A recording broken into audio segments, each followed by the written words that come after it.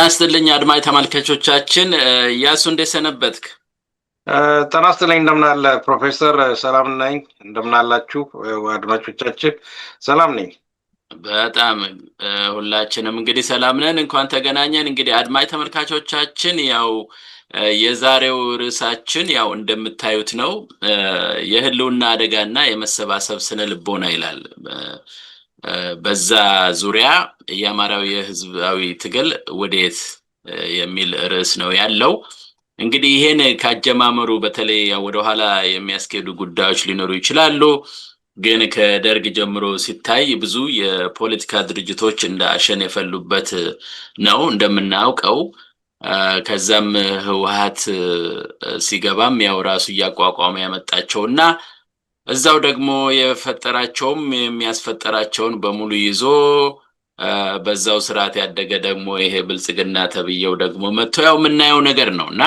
ከጊዜ ወደ ጊዜ ግን ከዛ ጊዜ ጀምሮ በተለይ ከወያኔ ኢህአዴግ ጀምሮ ግን በተለይ አማራው ላይ ታርጌት ወይም ደግሞ ያነጣጠረ የዘር ማጥፋት ሁኔታ ሲፈጸም ቆይቷል እንደምናውቀው እና እንግዲህ አሁን ዛሬ መነጋገር የፈለግነው ግን እነዚህ ሁኔታዎች በአማራው ላይ ያነጣጠረው ሁኔታና አማራውን ለመጨረሻ ለህልውና ትግል የዳረጉ ጉዳዮች የድርጅቶች ጉዳይ አለበትና ስለሱ ማውራት ነው የፈለግነውና ድርጅቶች መቼም ለኢትዮጵያ ጠቅመዋል ወይም አይጠቅሙም ብሎ ማንሳቱ ምንም ግልጽ ጥያቄ ስለሆነ ብዙ በዛ አላበዛም ግን በዚህ ዝግጅት ውስጥ ባህላዊ ያልኩ ገልጻቸዋለሁ ባህላዊ ድርጅት ሲባል ያው የተለመዱትን ለማለት ፈልጌ ነው እንጂ በኢትዮጵያ ታሪክ ጋር የተያያዙትን ለማድረግ አይደለምና ከዛ አንፃር ተመልከቱልኝ ግን ቢሆንም አንስተን ስለሱ እንነጋገራለን ከዛ በኋላ ደግሞ የመሰባሰብ ያቃተው የአማራ ለሂቅስ ምን አይነት ምክር ልበለው በሚቻለው መቼም አንዱ ሲመክር ጥሩ ነውና ከምክር አንፃርም ወደ መጨረሻ እንመጣለንና እስቲ እንጀምር ያሱ እንግዲህ እንጀምርና ዋናው እስቲ ወደ ጥያቄውን ላቀርብልህ እንደው በቀጥታ የኔን ትንትቼና ጥያቄው ምንድነው በኢትዮጵያ ፖለቲካ ውስጥ ከደርግ ጀምሮ ከውድቀቱም በኋላ ኢትዮጵያን የገዙ ድርጅቶች ህወሓት ኢህአዴግ ኦህዴድ ብልጽግና ህዝብን በምርጫ ስም ያታለሉና ያንገላቱ የመጡበት መዋቅራዊ ስልት ምንድነው ድርጅቱ ለምን ከሀገር ግንባታ ይልቅ ያው የዘርን ጉዳይ ያቀነቅናል ወይም እሱን ያባብሳል እስቲ በዚህ እንጀምረው ጥሩ እንግዲህ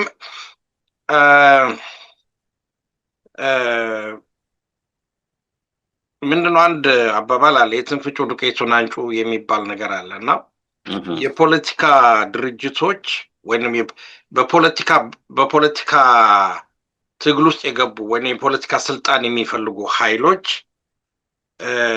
በወቅቱ ያመቻቸውን የፖለቲካ ፍልስፍና የፖለቲካ አካሄድ የህዝቡን ስሜት ወይንም ደግሞ አነስተኛ ቁስሎችን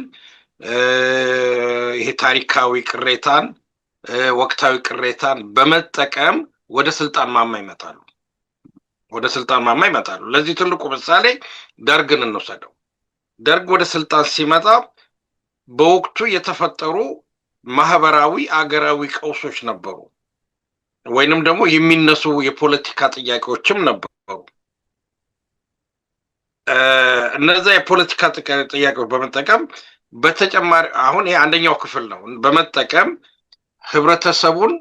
ህብረተሰቡ ሲነቃነቅ ደርግ አልተነቃነቀም መጀመሪያ ህብረተሰቡ ሲነቃነቅ ከዛው በፊት የተማሪዎች ንቅናቄ ነበረ ቀስ እያለ ወደ ሌሎች እየተፋፋመ ሲመጣ ያንን እድል በመጠቀም ወደ ስልጣን መጣ ግን አሁን የፖለቲካው እንቅስቃሴ ወይንም የፖለቲካ ተዋናያኖቹ ወደ ስልጣን የሚመጡበት መንገድ የሚያሳቡበት ሂደት ምናምን ብቻ ሳይሆን በወቅቱ የነበረው የፓወር ስትራክቸር ለምሳሌ ኃይለ ሥላሴና አገዛዝ ብንወስደው ከ40 ምናምን ዓመት በኋላ መጠናከር ሲገባው በተቃራኒው የተዳከመበት ነበር ምክንያቱም ይሄ አብሶሉት የሆነ ሞናርኪ ስለሆነ ከሳቸው በስተቀር ምንም አይነት ትዕዛዝ የማይፈጸምበት እንዲያውም በጣም የሚገርመኝ ነገር ከ10,000 ድሮ ብሩም ብዙም ስለነበረ ከ10,000 በላይ ብር ባጀት ወይንም ከዛ በላይ የሚንቀሳቀስ ከሆነ እሳቸው ፈርመውበት ካልሆነ ማይንቀሳቀስ አይነት ሁኔታ የነበረበት ነው እና ያ ሂደት እስከ ከ80 ዓመታቸው ልደት በዓል ቀጥሎ ራሱን ማደስ ሲገባው የሞናርኪው ስርዓት ራሱን ሳያድስ ቀረ። ለምሳሌ በቅርብ ጊዜ ልዑል ማናቸው የተናገሩት በቃለ መጠይቅ የተናገሩት የልዑል አስራት ልጅ የተናገሩት ምንድነው አባታቸው ኃይለሥላሴን ከ80 ዓመታቸው ላይ ሲደርሱ ስልጣኑን አሸጋግሩ ብለው ሲጠይቋቸው ለመሆኑ ስልጣን ከዝጌር የተሰጠን ስልጣን እንዲሁ ሲሸጋግር አይተሃል አይነት ቀል በቀል አይደለም እሱን ከሄዶ ማየት ይቻላል አይተሃል ወይ ብለው ተናግረዋል እና እነ ሰለሞንን በመጽሐፍ ቅዱስ ጠቅሰው ዳዊትን ጠቅሰው የማይሆን ጉዳይ ነው ብለው ተናገሩና አሁን እሳቸው እንግዲህ ያው ባዮሎጂ ነው ይሄ ወይ መጥፎ ሆነው አይደለም ስለ እድሜ እየገፋ ሲመጣ ዲሲዥን ሜኪንግ ፕሮሰስ ኮግኒቲቭ እንትን ደካማ ይሆናል እንደ ጉርምስና አይሆንም ስለዚህ በአካባቢያቸው የሚገኘውን ፖለቲካ በትክክል መቆጣጠር አልቻሉም ከስርም ያሉት ደግሞ አገልጋዮቻቸው ወይ ሚኒስትሮቻቸው በሙሉ kind of relatively educated young generation አይነት ነገሮች ስለነበሩ የሳቸውን መወገድ የሚፈልጉ አይነት ታይፖች ነበሩ እንዲያውም በሉሉ ቃለ መጠይቅ አካባቢ ደርጎች ሁሉ ራስ ካሳን ሄደው ያማከሩ ነበር ተናግረዋልና ቢት ሾኪንግ ነው ስትመለከቱ ወደዚያውን ስንመጣ ምን ይሆናል ነው አሁን እሺ አው የሳቸው ጉዳይ ሊያነጋግር ይችላል ኢያሱ አሁን ወደ ድርጅቶቹ እንድትመጣልኝ ፈልጌ ነው እሺ ቀጥል ስለዚህ ምሳሌውን ለመንገር ነው ከዛና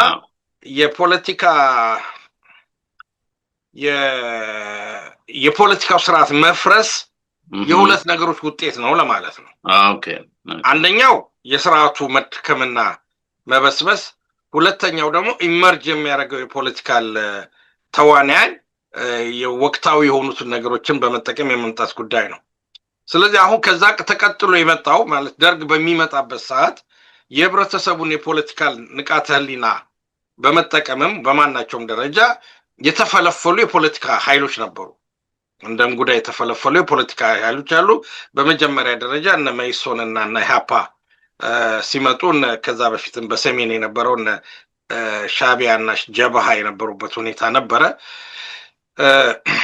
ይሄ ሁኔታ የኢትዮጵያን ህብረተሰብ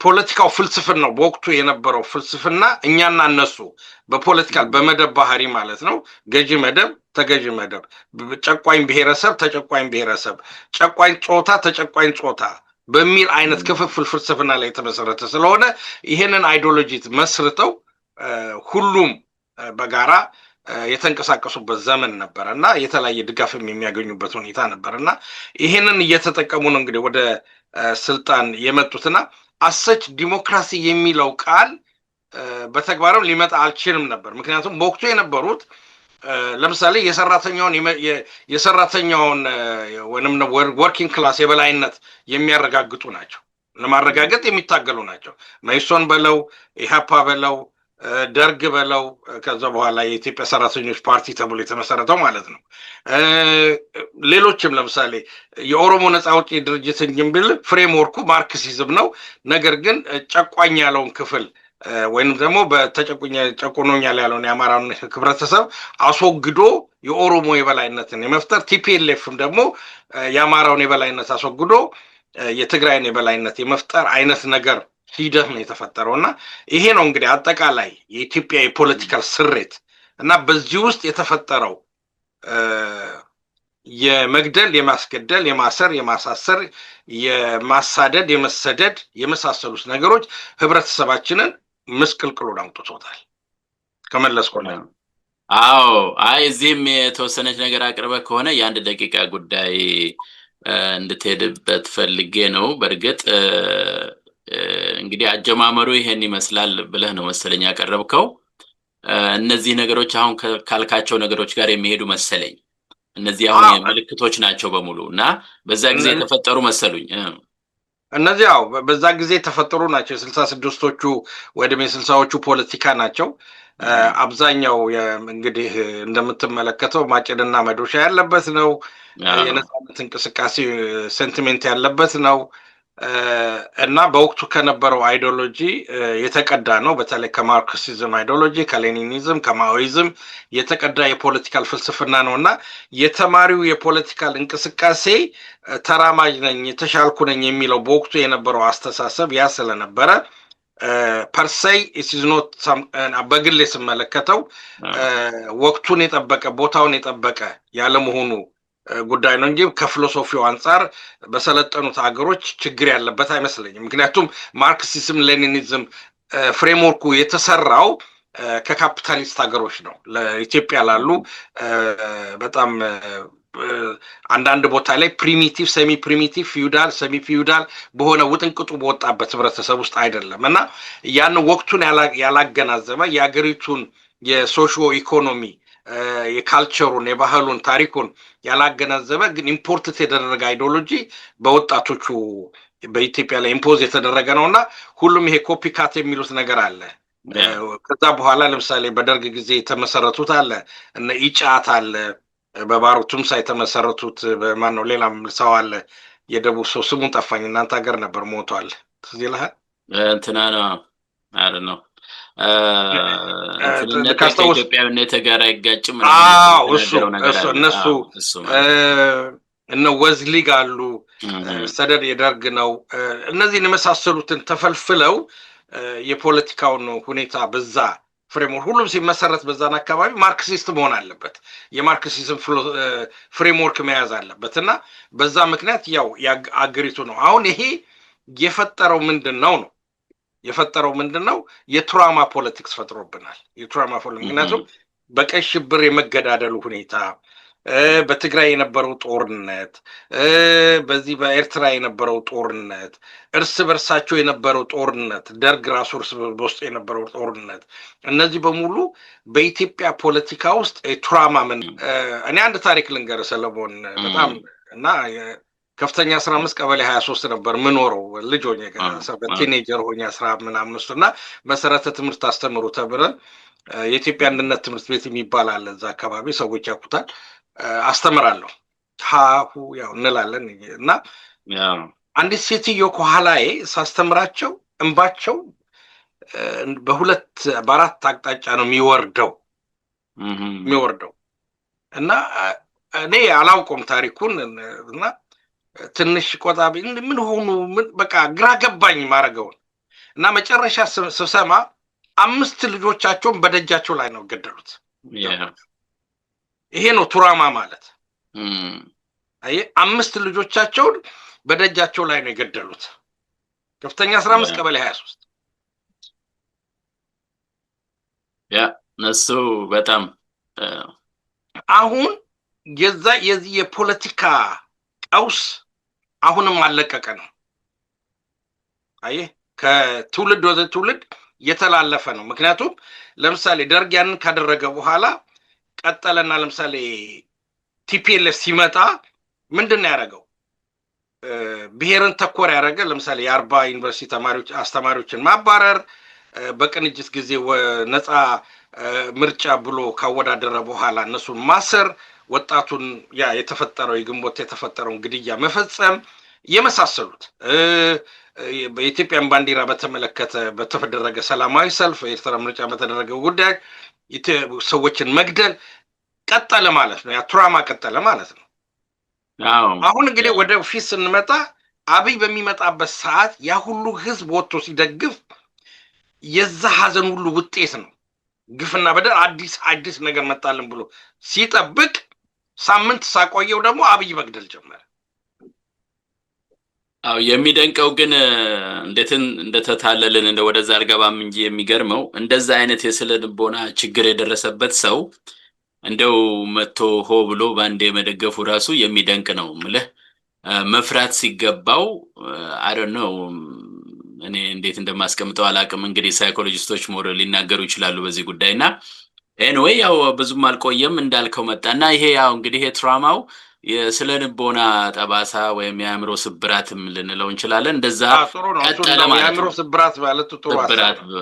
ብንለው ይቀጥላል ማለት ነው። እና እንግዲህ ምንድነው ወደ ሁለተኛው ለመተላለፍ ያህል እንደው የራስን አስተያየት በመካከል ለመስጠት ነው። ያው ብዙም የተለየ ነገር ባይኖረውም ዋናው ግን አንተ እንደገለጽከው እነዚህ ያው እንግዲህ መንገድ ነው፣ የስልጣን መያዣ መንገድ ነው ሁልጊዜ እንደሚባለው እና መንገዱ ምንድነው ስለነበረ ያው የሚያታልሉበት መዋቅራዊ ስልት ያው እንዳልከው ነው። ዲሞክራሲ፣ ምርጫ ምናምን የተፈጽሞ ማያውቅ ሰፊው ህዝብ ምናምን በቃ የሌለ ቃላት ይደረድራሉ እና የተስፋ ነገር ያጎርሰዋል ወይም ደግሞ የተስፋ ነገር ያሳዩሃል፣ ግን ምንም የሚታይ ነገር የለም።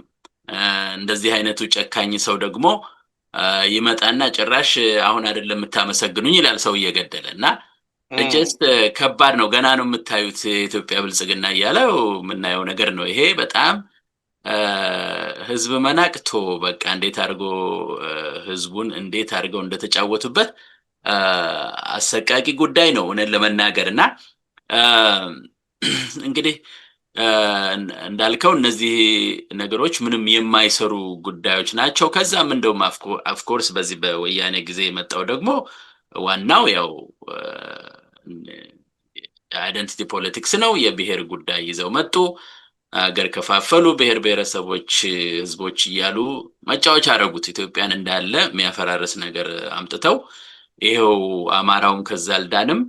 ስለዚህ አማራውንም አጣብቅኝ ውስጥ አስገቡት። ምክንያቱም ኢትዮጵያን ብሎ የኖረ አማራ እንዲህ አይነት ነገር ሲደርስበት በተደጋጋሚ እና ለረጅም ጊዜ ይሄ ነገር ሲፈጸም አማራጭ ስለሌለው እሱም ወደ አይደንቲቲ ፖለቲክስ ገባ። ያ ማለት ግን ስቲል ከሌሎቹ ይለያል እያልን ብዙ ጊዜ እናወራለን እና ግን ኤንዌይ ዞሮ ዞሮ ግን የእነዚህ ድርጅቶች መብዛት ለኢትዮጵያም ለአማራውም አልበጀም፣ ለራሳቸውም አልበጀም። ግን ያው የራሳቸው እዛ ውስጥ የሚፈጠሩት ሰዎች ያው ጥቅም ያሳድዳሉ፣ የራሳቸው ቡድን ይኖራቸዋል። ስለዚህ ካፍንጫቸው አለፍ ብለው ሊያስቡ የማይችሉ ሰዎች የተሰባሰቡበት የሀገር ጉዳይ ደንታ የሌላቸው ሰዎች የሚሰባሰቡበት ነገር ሆኖ ቀረ ይኸው እንደምናየው እና እንግዲህ ያ ምንድነው አንዳንድ ጊዜ ብዙ ጊዜ ብሌም እናደርጋለን የውጮቹንም ቢሆን እርግጥ አይደረግም ማለት አይደለም። ይሄ ሁሉ ባይ ዲዛይን የሚደረግ ነገር አለ። ከዚህ በፊት የተነጋገርነው ጉዳይ ነው። ግን የሚደንቀው ግን እስካሁንም ድረስ እንደው መለስ ብሎ የኢትዮጵያ ጉዳይ ታሪካዊ ጉዳይ ምንድነው እስቲ እዛ ሲደረግ የነበረው ነገር ምንድነው ተብሎ እንኳን ወደ ኋላ እንኳን ተመልሶ እሱን ሪኮግናይዝ የሚያደርግ የለም። እያሱ በቃ ያው ትንሽ ያለው አማራው ነበር። አማራውም ደግሞ ይሄው በመካከሉ ብዙ ችግር እየፈጠሩበት ይገኛሉና ያለንበት ነገር ያው መቼም ጣጣ ነውና ትልቅ ነገር ነውና እስኪ ወደ ሁለተኛው ሂድና ወደዚህ ወደ የጨመረ የሚቀር ካለም ልትጨምረው ትችላለህ።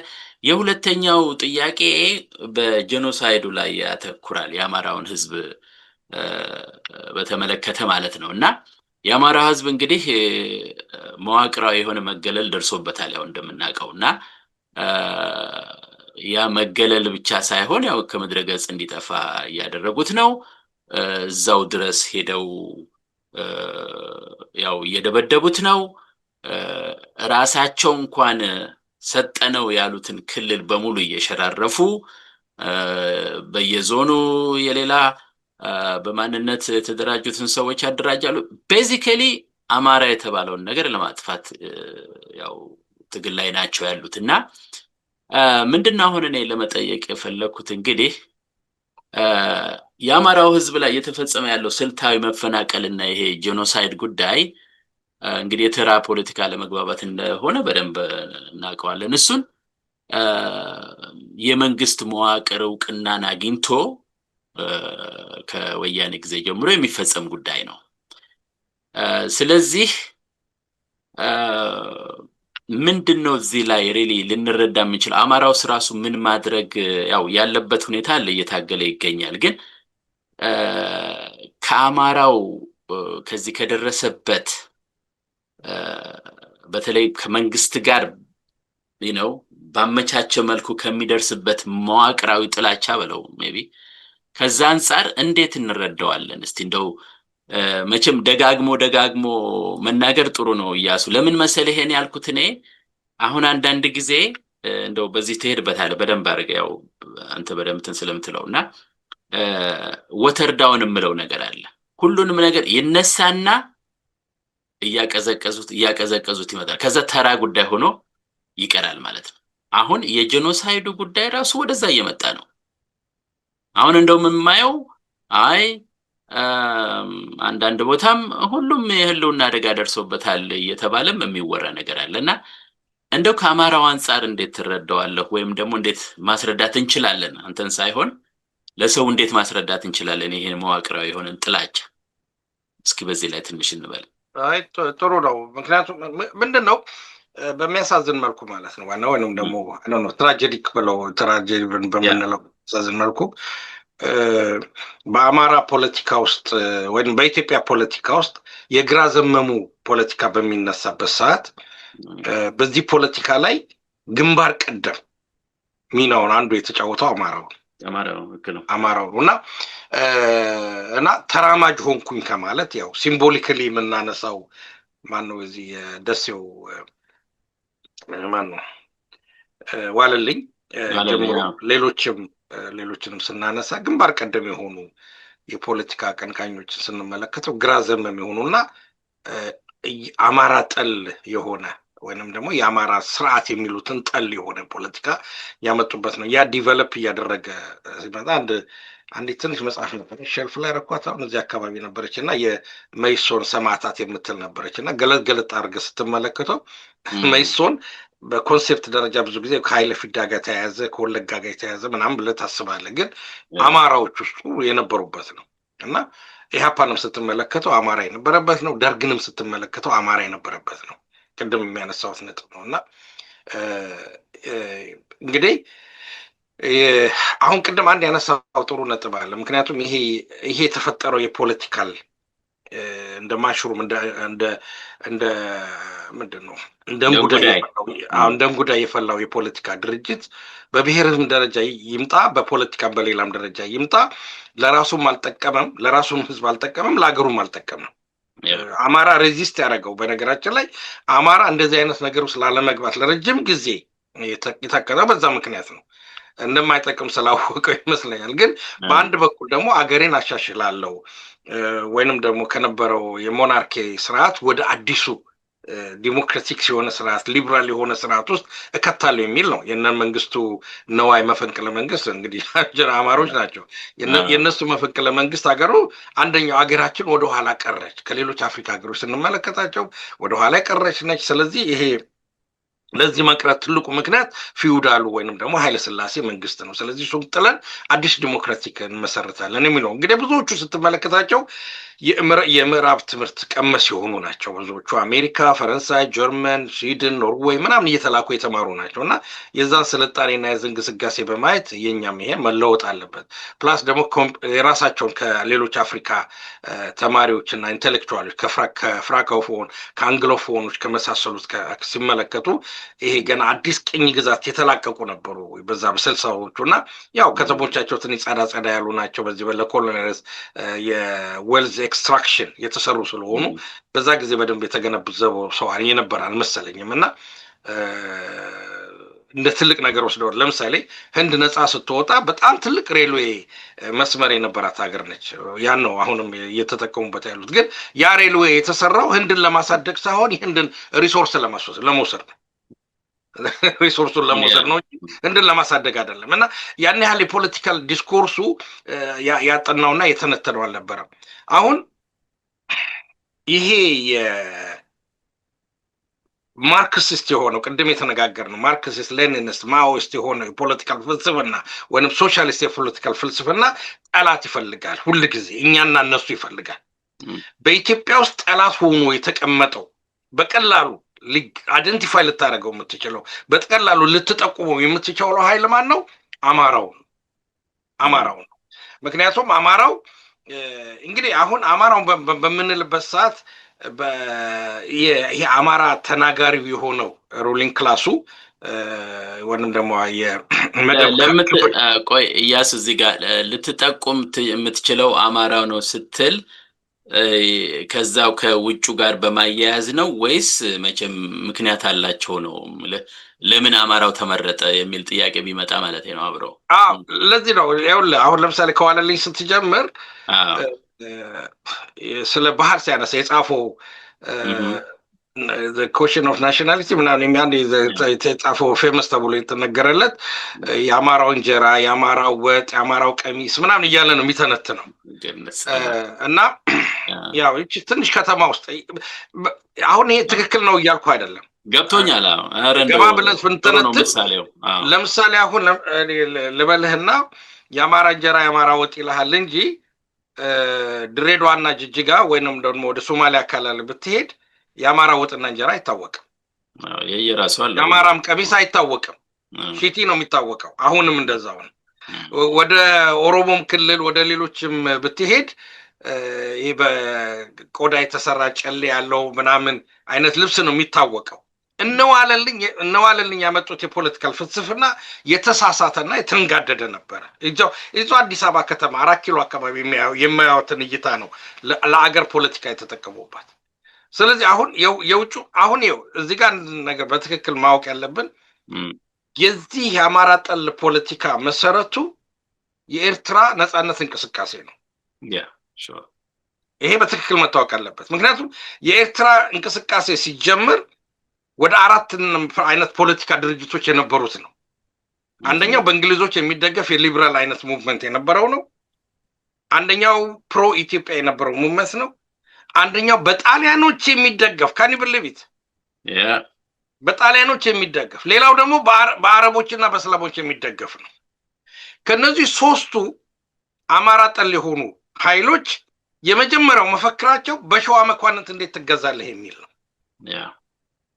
እንትና መጽሐፍ ላይ አለ ግርማ ዘውዴ ማን ነው እንትን ላይ ኤርትራ ጉዳይ ላይ የሚለው ላይ ወያኔው ቃል በቃል ነው የሚለው ይሄን እንኳን። ስለዚህ ከዛ ነው ኤክስትራክት እየተደረገ የመጣው። እነዋለልኝም ከዛ ነው የመጡት። ጽሁፉን ራሱ ከዛ ነው የመጣው። ገርል ፍሬንዱ ኤርትራዊ እንደነበረች ይታወቃል። ስለዚህ ኤርትራን ነፃ እናውጣለን የሚሉ ኃይሎች በውጭም እየተረዱ ጸረ አማራ እንቅስቃሴ ሲጀምሩ መሰረታቸው ጸረ ሸዋ ሆረው ነው የተመሰረቱት። ስለዚህ ሌላ መንገድ የላቸው። ድንገት በዛ ዘመን ለምሳሌ ፎር ዘ ሴክ ኦፍ አርጊመንት እንደው እንነጋገርና የትግራይ ሮያል ፋሚሊዎች ምንላቸው በአፄ ዮሐንስ ዘመን ያሉ አይነት ነገሮች ቢነክሱ ኖሮ ታርጌቱ እነሱ ይሆኑ ነበር። ወይንም ደግሞ ድንገት የገዳ ስርዓቱ ኖሮ ቢሆን ኖሮ ለምሳሌ በኢትዮጵያ ውስጥ እንበል ቢሆን ኖሮ እንደዛ ይሆን ነበር። በኢትዮጵያ ውስጥ ዋናው ነገር ጠላት መፈለግ ነው።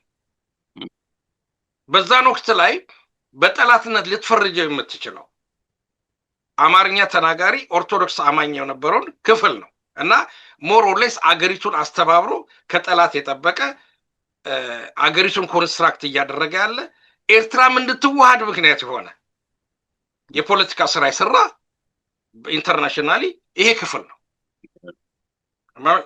ነው።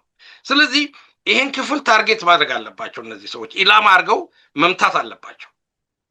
ለኤርትራም ነጻነት ሊሆን ይችላል።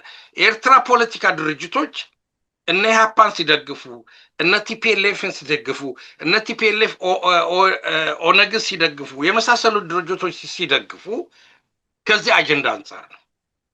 ትክክል። አሁን አማራው ጥፋት አጥፍቶ ሳይሆን ጨቁኖ ሳይሆን ህብረተሰቡን በቅድም ያሳየው ፒክቸር አለ። አገሪቱን ዩኒፋይድ በማድረጉና አለቅም በማለቱ በምስራቅ አፍሪካ አካባቢ ሀያል ሆኖ በመውጣቱ የውጭ ንዴት አለ፣ ግፊት አለ። ለምሳሌ የአረቦች ግፊት አለ፣ የግብጾች ግፊት አለ፣ የጣሊያኖች ግፊት አለ፣ የእንግሊዞች ግፊት አለ። እነዛ ሁሉ ፊድ የሚያደርጉት እነዚህን ድርጅቶች ይረዷቸው ነበር። ስለዚህ አማራው ታርጌት ሆነ። ሂስቶሪካል በታሪክ አጋጣሚ ነው የሆነው። ስለዚህ ይሄንን ህብረተሰብ መምታት አለባቸው።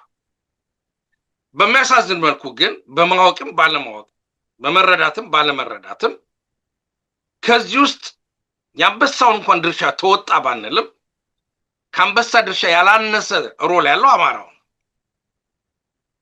የአብዮቱ ትልቁ አቀንቃኝ የነበረ አጥናፉ አመተ ነው፣ ጎጃሜ ነው። we cannot deny that ምን ገብቷል እና በቲፒኤልኤፍን ፖለቲካ ውስጥ በለው በኢሃፓ ፖለቲካ ውስጥ በለው በሜሶን ፖለቲካ ውስጥ በለው በሌሎቹ ፖለቲካ ውስጥ ከንቃተ ህሊና ማነስ ሊሆን ይችላል የፖለቲካውን ትክክል ብሎ በማመን ሊሆን ይችላል ሰለጠንኩ አማረልኝ በማለት ሊሆን ይችላል በተለያየ ምክንያት ግንባር ግጥም ሚና ሆኖ ተጫውቷል ስለዚህ አማራው በራሱ እግር ላይ ነው እየተኮሰ የመጣው በራሱ እግር ላይ ነው እየተኮሰ የመጣው ስለዚህ ለምሳሌ ባሁኑ ፖለቲካ እንኳን ስንመለከት በቀደም ልክልሃለሁ ለምሳሌ ዲናይል እናደርገው እንችላለን ጄኔቲካል ሜካፑን ማን ነው ልደቱ ለምሳሌ ተመልከተው ልደቱ ዛሬ የሚናገረው ነገር እኔ ብያችሁ ነበር የፋኖ ትግል የትማይደርስም ተደራደሩ ይላል ከማጋ ነው ተደራደሩ ነው ጥያቄ ከገዳይ ጋር ተደራደሩ ነው የሚለና ይሄ በጣም የተምታታ ያልጠራ የፖለቲካል ሂደት ፈጥሮ አማራው ታርጌት ወይንም ኢላማ እንዲሆን ሆኗል አሁን እዚህ ላይ ላስረዳ የምፈልገው ቅድም አንተ የፈለከው ነገር ምንድነው አማራው ጨቋኝ በዳይ ክፉ በዝባሽ መዝባሪ ምናምን ስለሆነ አይደለም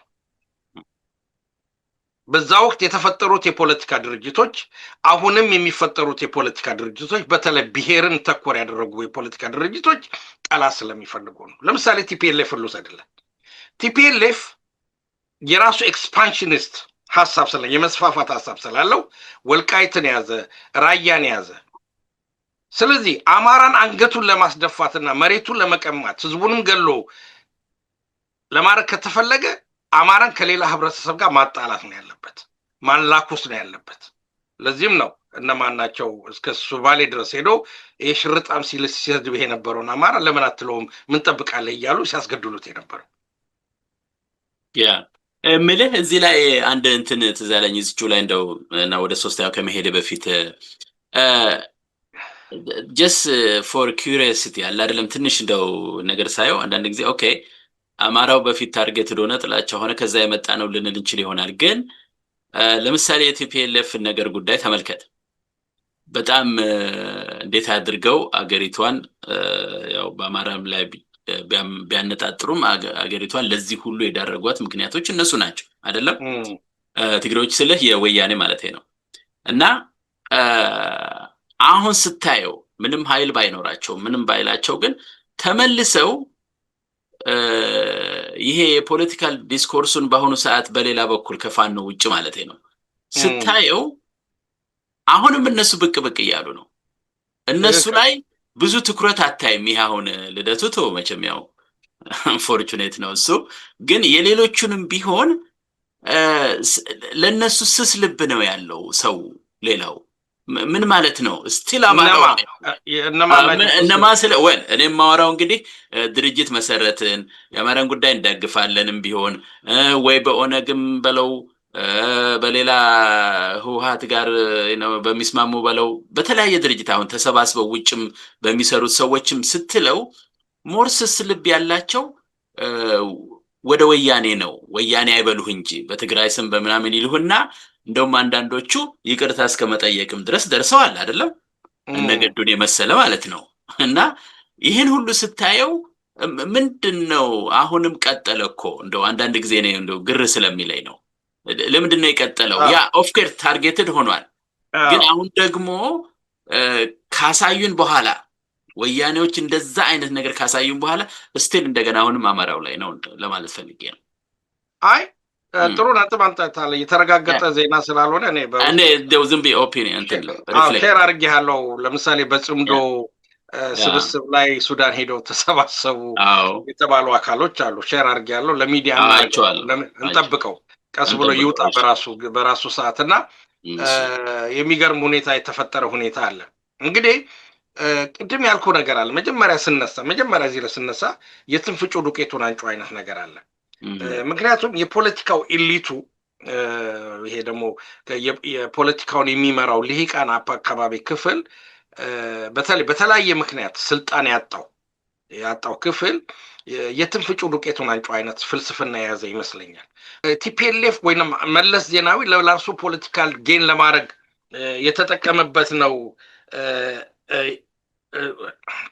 የተጠቀመበት ነው የሚል ነገር አይነት ነገር ፈጥሮ ነበረ እና ይሄን ሊያሳይ የፈለኩት ምንድን ነው በዛ በነበረው የፕሮፓጋንዳና የጥላቻ ቅድም የነገር ሁለት ኤሌመንቶች አሉ እዚህ ላይ አንደኛው የውጭ ኤሌመንት አለ የውጭ ካለው የፖለቲካል እንቅስቃሴ አለ ሁለተኛው ደግሞ የራሱ ቲፒኤልኤፍ አለ ቲፒኤልኤፍ ራሱ እንዳመነው በስብሰናል ገምተናል ብሏል በውስጣችን ኮራፕት ነበሩ በጣም ኮራፕት ነበሩ ሚስቶቻቸውን ዱባይ የ17 እና የ18 ልጆች ዱባይ እያስቀመጡ ዋና ሚስቶቻቸውን አዲስ አበባ እያስቀመጡ እኔ ትዝ ይለኛል የቲፒኤልኤፍን የካቲት 12 ነው ምናምን የሚያከብሩት ነገር አለ ቻርተር አውሮፕላን አዘው ዱባይ ለማክበር ነው ሄዱት ያን የካቲት 12ማ የኢትዮጵያ የሰማዕታት ቀን ነው ኖ የነሱም የካቲት ምናምን አላቸው የገቡበት ነው አይደል ነው ነው የተመሰረተበት እሺ የተመሰረተበት 12 ብቻ በዛ አካባቢ ነው ያድበሰብሱታልና ዱባይ ቻርተር አውሮፕላን አዘው ለማክበር ሄዱበት ጊዜ አላቸው እዛ ዛፍ ስር ተሰብስበው እንደማክበር ማለት ነው እንደ ሪቮሉሽነሪ ያን ያህል ኮራፕትና የበሰበሱ ነበሩ ያ የመበስበሳቸውና ኮራፕት የመሆናቸው ጉዳይ በውስጣቸው ኦፖነንት የራሳቸው ያሳደጉት ልክ መንግስቱ ኃይለማርያምን እኮ ኃይለ ሥላሴ ነው ያስተማረው አሳድገው እዛ ላይ ያደረሱት ልክ ወያኔን አብይን አሳድጎ እዛ ልክ ሲያደርሰው ከስሩ ፈንግሎ ጣለው ማለት ነው ከአማራው ገተባው አየህ የሁለቱ ኤሌመንት ነው አሁን ሰዎቹ ወደ ስልጣን የመምጣት እንጂ ወደ ስልጣን የመምጣት ስለዚህ ያንን ይጠቀሙበታል አብይ ሲመጣ ለምሳሌ ትልቁ ለምሳሌ በእሳት ጋዜጠኞች ሲነገር የነበረው አብይ እኮ 23 ጊዜ ነው 25 ጊዜ ኢትዮጵያ አለ መለስ ይሄንን አይልም ነበር አሁን ይሄ ሲመጣ በማናቸው መንገድ ወደ ስልጣን መምጣት ነው ተንጋክተው ሄዱ ተንጋክተው ወጡ የተቀሩት ቀሩ ያሉት አሉ የተንጋክተው የወጡት ደግሞ አሉ አሁን ተንጋክተው የወጡት ናቸው ዛሬ በፖለቲካው ላይ ቅድም አንተ ያነሳውን በዚህ ከትግሬዎች ከቲፒኤልኤፍ ጋር ይቅርታ የመጠየቅ የመሙዳሞድ የድምጾ ምናምን የመፍጠር የፈለጉት ምክንያቱም ያንን እድል አተውታል ዛሬ ሌላ እድል ማግኘት ይፈልጋሉ ስለዚህ ቲፒኤልኤፍ ማሪን ብለው ቲፒኤልኤፍ እግር ስር ወድቀዋል ቲፒኤልኤፍ ማሪን ብለው እግር ስር የወደቁት አንደኛ ቲፒኤልኤፍ ያዘውን ሙጭጭ ብሎ በተለይ ያደዋው ዳይናስቲ ያዘውን አለቅ ብሎ ይዟል ከዛ ደግሞ አሁን ደግሞ ከሻቢያ ድጋፍ አግኝቷል ይሄ ሁለቱ በመሆኑ ምክንያት ሌሎቹ ኦልተርናቲቭ ኃይል ነው ወደ ስልጣን ሊያመጣን ይችላል ጠላትም ቢሆን ትላንትና ያረደህም ቢሆን ያሰረህም ቢሆን ያሳደደህም ቢሆን ያንገላታህም ቢሆን የገደለህም ቢሆን እንድትገደል እንድትጨፈጨፍ ምክንያት የሆነውን ሪዮት ዓለም ያወጣውን ሰነድ ያወጣውን ህገ መንግስት ያወጣውን ሄደ ተደፍተህ ትጠይቀዋለህ ኮሊሽኑ ይሄ የተባለው ነገር የት ይደርሳል ወደፊት የምናየው ነገር ነው አዎ ይሄን እኮ ታዲያ የሚጠይቁት እኮ ቅድም እንዳልከው አንተ በዛው ስርዓት ውስጥ ተጠቃሚ የነበሩት ናቸው እንደገና እዚህ መጥተው እነሱ የሚጠብቁት ግን ችግሩ ምንድነው ሌላው የኔ አይነቱም አንተንም ልጨምር ዝም ብለን የምንጋለብ ሆነን እንደፈለጉ ማለት ነው እኛ እንደሳሩ ማለት ነው አየህ እነሱ እንደፈለጉ ይመጣሉ ይሄዳሉ ቅድምም በኋላ ዲስክሎዝ እናደርገዋለን ብለሃል ያን ጊዜ እናደርገዋለን በደንብ ስናረጋግጠው ስቲል ተዋናኞቹ አሁንም ያው ናቸው ሪሳይክል እያደረጉ ይመጣሉ ማለት ነው ሌላው ደግሞ ደካማ ሆነ ነው ማለት ዞርበል ማለት አልቻለም ሆነ ለመናገርና ይሄ አይነት ችግር አለ እስኪ እንደው ወደ ሶስተኛው እንሄድ ሰዓታችን ለመቆጠብ ያሱ እኔም የምለው ነበር እንግዲህ ያው አብዛኛውን ስለተጠቀስከው ችግር የለውም ግን ዋናው ግን የጄኖሳይዱ ጉዳይ እንዳይረሳ ብቻ ነው እኔ የሚችለው ሰዎችን የምጠቁመው ነገር ቢኖር ማን ነው እንትና ማን ነበር ሰውዬ ስሙ ግሬገሪ ስታንተን የገለጻቸው ጄኖሳይዶች 10 ደረጃዎች አሉ እነሱን ሄዶ መመርመር ነው ያልተፈጸመ ነገር የለም ያው ሁሉንም አርገውታል ያው የመጨረሻውም ኤክስተርሚኔሽን እንግዲህ ከብዛት አንፃር እየጠበቅን ካልሆነ በስተቀር የመጨረሻውን ደረጃ ክህደትንም ሁሉ ፈጽመዋል ያው ያደረጉት ሰዎች እንደማለት ነው አይደል ነው እኛ ጋማ እንደው ክህደትንም በፊት ለፊትም ነው የሚሉት ያለውና በጣም ከፍተኛ ችግር ደርሶበታል አማራው ግን የዛኑ ያህል ደግሞ ነው ማለት መቻል አለበት እንጂ እንደው ዝም ብሎ ለመጣ ለሄደው ሁሉ መጫወቻ መሆን የለበትም እውነት ለመናገር እና እስቲ ወደ ድክመቱ ከመሄዳችን በፊት ግን እንደው በመካከል አንድ ነገር እንደው ልሰንጥር አንድ ነገር ምክንያቱም ይሄን አሁን የፋኖ ምናልባት የድክመቶቹ ጋር ልናነሳ እንችል ይሆናል ግን ይሄ የመከፋፈሉ ነገር ያለው ነው። ቅድም አሁን ይሄ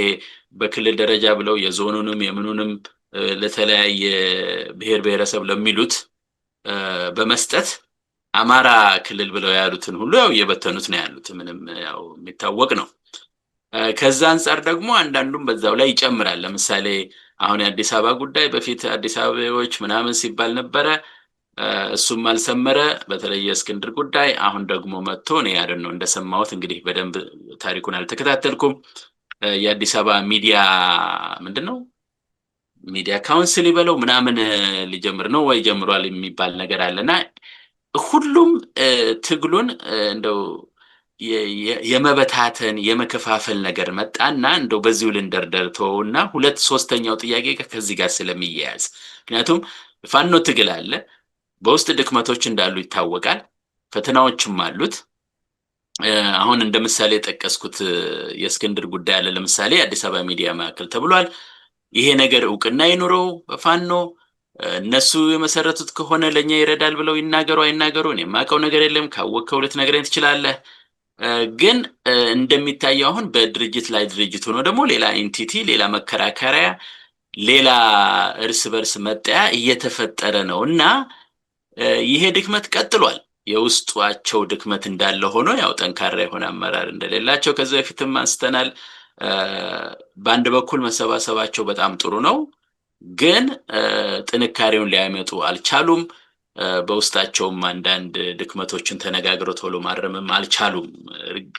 እርግጥ ፋኖ እንዳለ ድጋፍ እንሰጠዋለን፣ ያው የአማራውን ትግል ዳር ያደርሳል ብለን ነበር የምንጠብቀው፣ አሁንም እንጠብቃለን። ግን ትግሉን እየተጎተተ ይገኛል። በዚህ ምክንያት በውስጡ ባሉ ፈተናዎች ስኬቶች አሉት በእርግጥ ይታወቃል፣ ግን ስኬቶቹ ደግሞ ሰስቴን አያደርጉም። ከዚህ በፊትም እንዳነሳ ነው እና ይሄን ስታየው እንግዲህ የውስጣዊ ድክመቶችና ፈተናዎች ላይ በማተኮር እስኪ እንደ አንድ ጥያቄ ምንድነው ብዬ ያቀረብኩት እንደው ለጥያቄ እንዲመች ቆየኛ አንድ ጊዜ እዚህ ጋር ሶስተኛው ጥያቄ ምንድነው? ፋኖ የህዝብን የህልውና ጥያቄ ይዞ የተነሳና ከፍተኛ መስዋዕትነት እየከፈለ ያለ ኃይል ነው።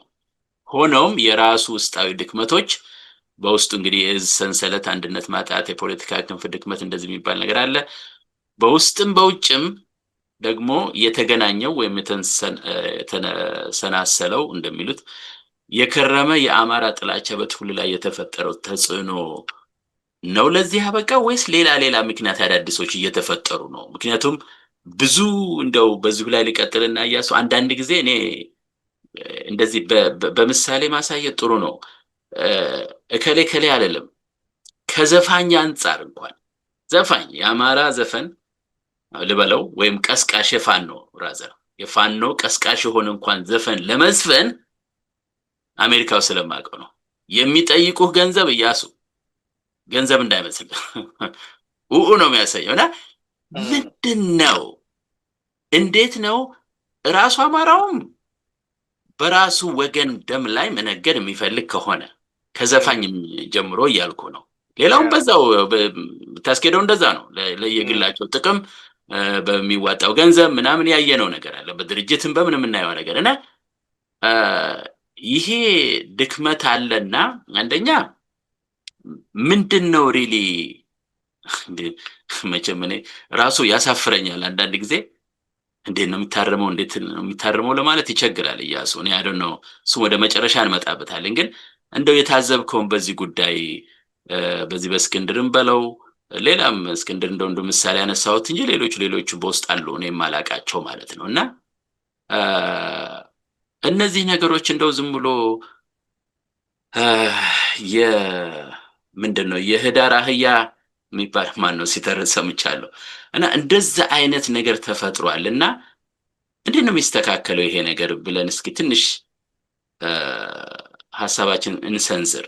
ያው ችግሩንም እንግለጸው የምናውቀው ካለ በትክክል ለዛ ደግሞ መፍትሄ የሚሆንም ካለ እንሞክር።